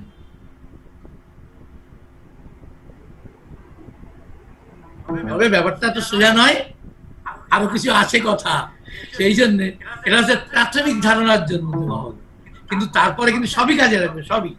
8 নম্বর, 7 হয়ে গেছে, 8 নম্বর হলো ভালো লাগা খাবারের ভাগ কাউকে দেয় কিনা। 8 নম্বর, ভালো লাগা খাবারের ভাগ কাউকে দেয় কিনা, ভালো লাগা খাবারের ভাগ কাউকে দেয় কিনা, এবং উপরোক্ত সাতটির কোনটি যদি উপস্থিত না থাকে, উপরোক্ত সাতটির কোনটি যদি উপস্থিত না থাকে তাহলে মেডিসিন হবে সিপিলিনাম। উপরোক্ত সাতটির কোনটি যদি উপস্থিত না থাকে তাহলে মেডিসিন হবে সিপিলিনাম সিএম। তাহলে কথাটা কি হলো, উপরোক্ত সাতটি যদি কিছু থাকে, যতই স্বার্থপর হোক, সিপিলিনাম হবে না। আবার বলছি, উপরোক্ত সাতটি একটিও যদি উপস্থিত না থাকে, যতই স্বার্থপর হোক, সিপিলিনাম প্রেসক্রিপশন হবে না। সাতটির একটিও যদি উপস্থিত থাকে, মাথায় রাখা খুব জরুরি। সেটা আমাদের কাছে ওই সাতটি হলো একটা মাইলস্টোন। ওই সাতটি কিন্তু পরীক্ষায় আমি ধরবই।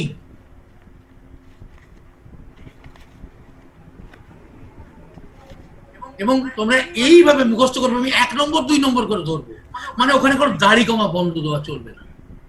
বলবো 1 নম্বরটা বলো, বলবো 2 নম্বরটা বলো, আমি এইভাবে ধরবো। কেন? কারণ এই প্রত্যেকটা লাইন রুগী দেখবার সময় প্রতিদিন কাজে লাগবে, প্রতিদিন প্রত্যেকটা রুগীর বেলায়। তাই আমি 1 নম্বর বলতে বলবো।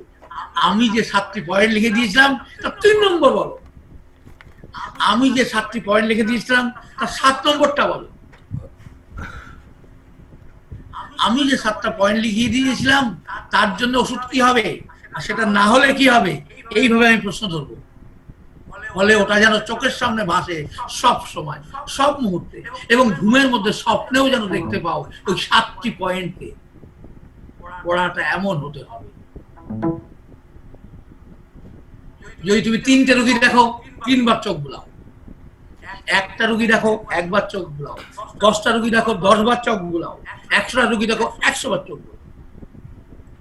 ওইটা না বলতে পারলে আমি কিন্তু বসিয়ে দেবো, ফেল করিয়ে দেবো। স্যার বুঝে আমি দেবো, নো বোঝা বুঝে আমার দরকার নেই। তোমরা যে কত বোঝো আমি তা জানি, আমার আর তোমাদের পর ভরসা নেই। তবে হ্যাঁ, আমি হতাশও হইনি, কারণ ছেলেরা যা শোনাচ্ছে আমার জীবনে ঘটাতে পারেনি।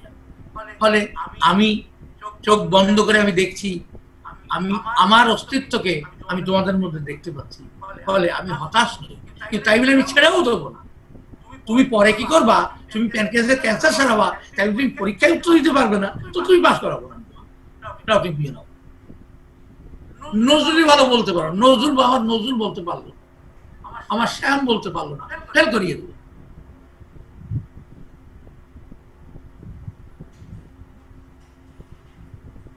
তোমার মাথা মোটা, তুমি বাড়ি যেয়ে পড়বা, তোমার মাথায় মশলা হচ্ছে চাইনিজ, সব নাক কান দিয়ে বেরিয়ে গেছে, কি করবে না, বাড়ি যেয়ে পড়বে। এক্ষুনি উনি মাথা বলি দেখাচ্ছে, বেশি বোঝে। 9 নম্বর, শৈশবে বারবার বকুনি খেত।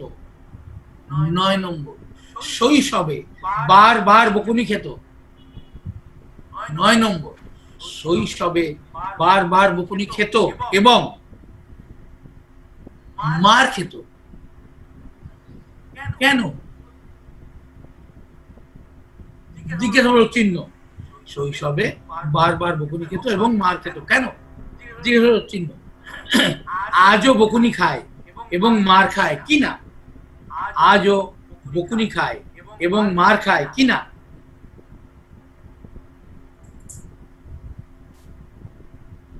জিজ্ঞাসামূলক চিহ্ন। তারপর ওই একই কথা, এবং উপরোক্ত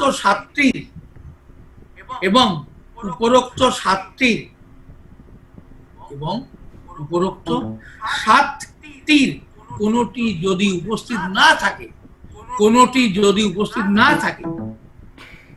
উপরোক্ত সাতটির কোনটি যদি উপস্থিত না থাকে তাহলে মেডিসিন হবে সরিনামসিয়াম। উপরোক্ত সাতটি কোনটি যদি উপস্থিত না থাকে তাহলে মেডিসিন হবে সরিনাম সিয়াম। বাকি রইল কি, ছটাই হয়ে গেছে, পাঁচটা হয়ে গেছে, একটা বাকি সাইকোটিক পয়জন। সেইটা কিন্তু তুমি চট জলদি কোনো ডিসিশন নিতে পারবে না। ওটা ডিসিশন নিতে গেলে তোমাকে অনেক কথা জিজ্ঞাসা করতে হবে। এইটা হলো চট জলদি ডিসিশন। স্যার তাহলে যার আজকে তুজা তাকে আমি আজকে কি দেবো, যার আজকে মেডো তাকে আমি কি দেবো? আমি বলে দিই তোমাদেরকে, যদি সুজা মেডো হয় তুমি জেনে নিও ওই সাতটা তুমি পেয়ে যাবে একটা। কারণ ওরা ফ্যামিলি ওরিয়েন্টেডের মধ্যে পড়ে, ওরা হাইড্রোফোমের কাছাকাছি, সুজা মেডো হাইড্রোফোমে এসে যাবে। তাহলে 7টি প্রশ্নকে তোমাকে কিভাবে পড়তে হবে আমি বলে দিয়েছি। আচ্ছা এইবার কিন্তু আমাকে ইংরেজিতে বলতেই হবে, কারণ অলরেডি 17 হয়ে গেছে।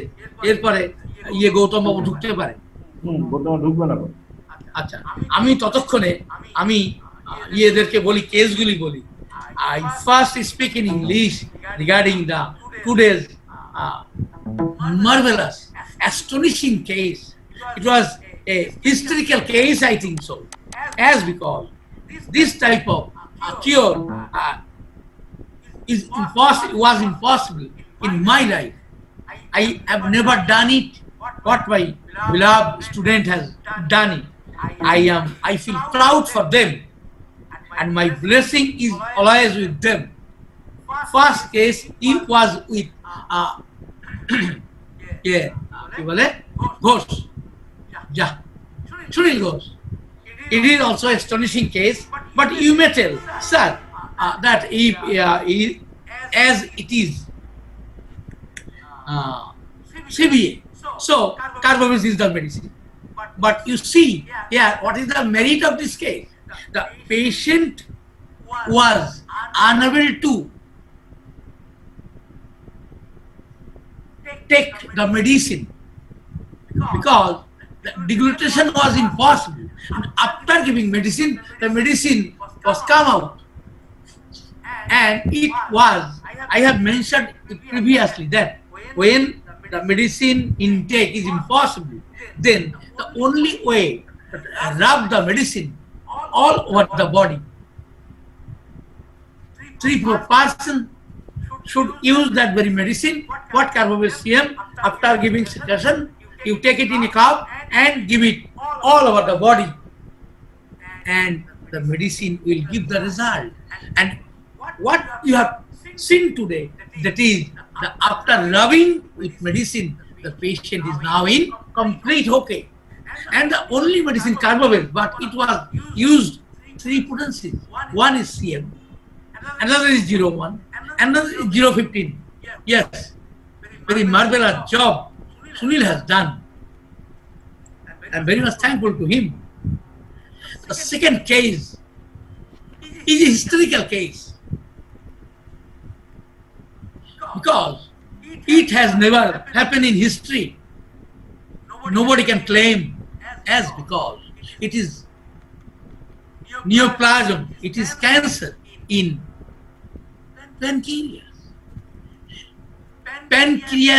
pancreatic carcinoma. And not only this, that very cancer is reached in the liver. It is told it is the metastatic carcinoma to liver. So it is a dangerous case. It is a horrible case. No word is sufficient for explain this case. So Nozul has done a marvelous job. We can, everybody feel proud for him, what he has done. Nozul, you have done a lot. I am very much thankful to you. I must pray for you. I must pray for everybody. Everybody's the golden future. I must pray.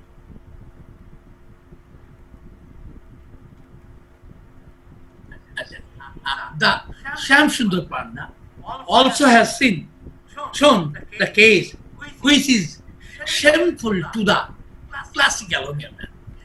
Those who use in any case for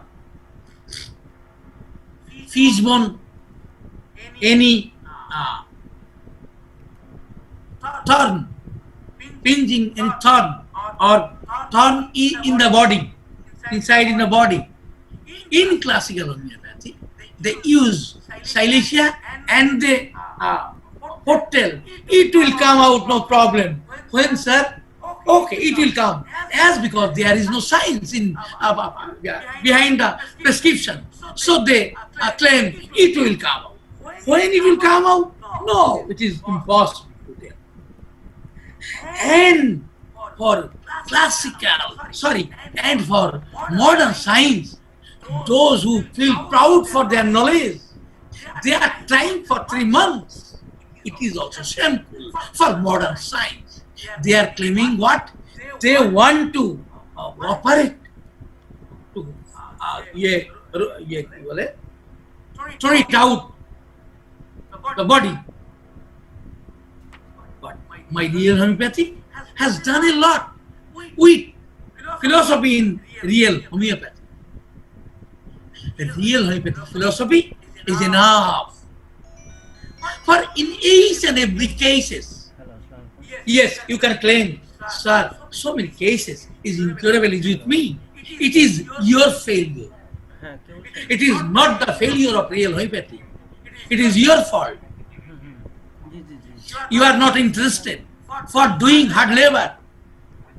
That is why God is not helping you. And so many, lots of failure cases, you are keeping it you silently. But today, everybody you have seen what Nuzul has done. Really, I am astonished with this case. Really.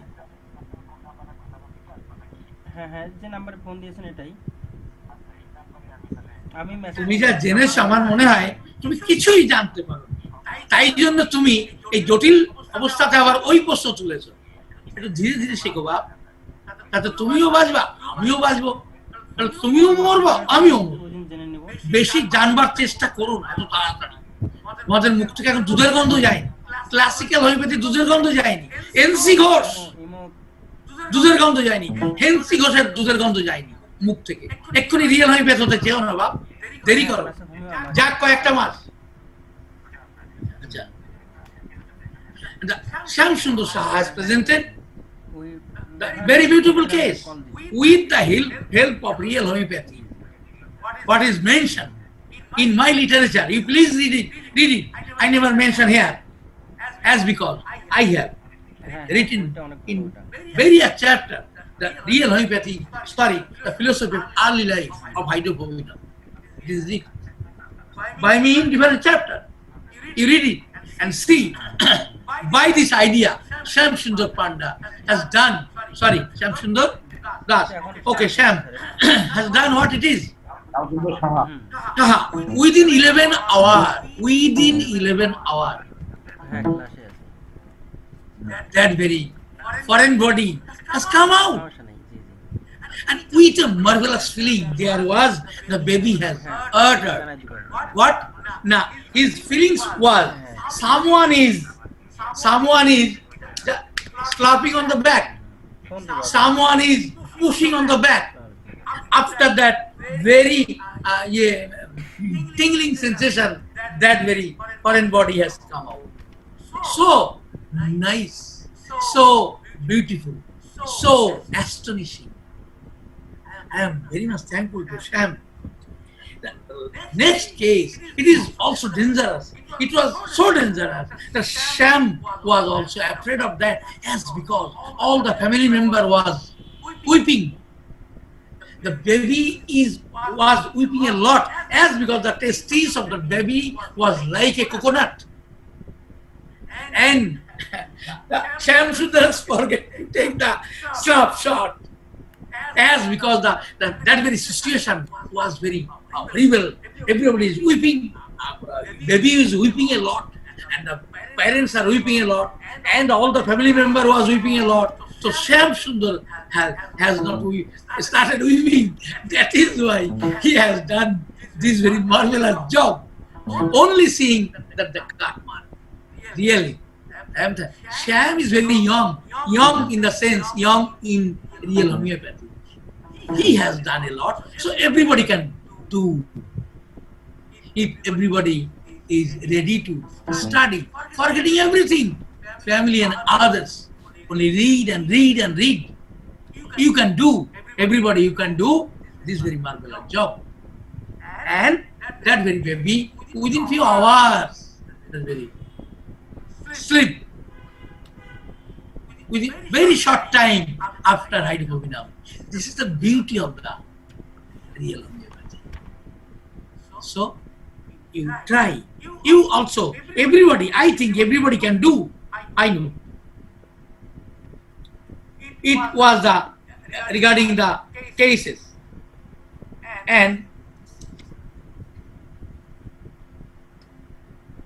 see my boy, there was 7 point for quick decision. But I think it will, as because the new meeting will be started within 2-3 minutes. So bear with me, and we must discuss this very 7 point in English, and the topics is answers of minimum questions are the most essential for the starting of treatment. And this very 7 point, you have to memorize, you have to digest, you have to assimilate all these 7 points for quick decision regarding the prescription of either the patient is of hydropovinum CM or the patient is of carbamazepine CM. So, Dilip Babu, now 5 minutes break, huh? Now 5 minutes break. After this, I must speak in English all these 7 points. This is most important. আপনি medical কলেজে ফোনটা করে নিন। হ্যাঁ, এবার ফোনটা করছি। কতক্ষণে তোমরা ইউরিন ব্রেক আর first break everything is there. Dilip বাবু, হ্যাঁ আনমিউট করেছেন।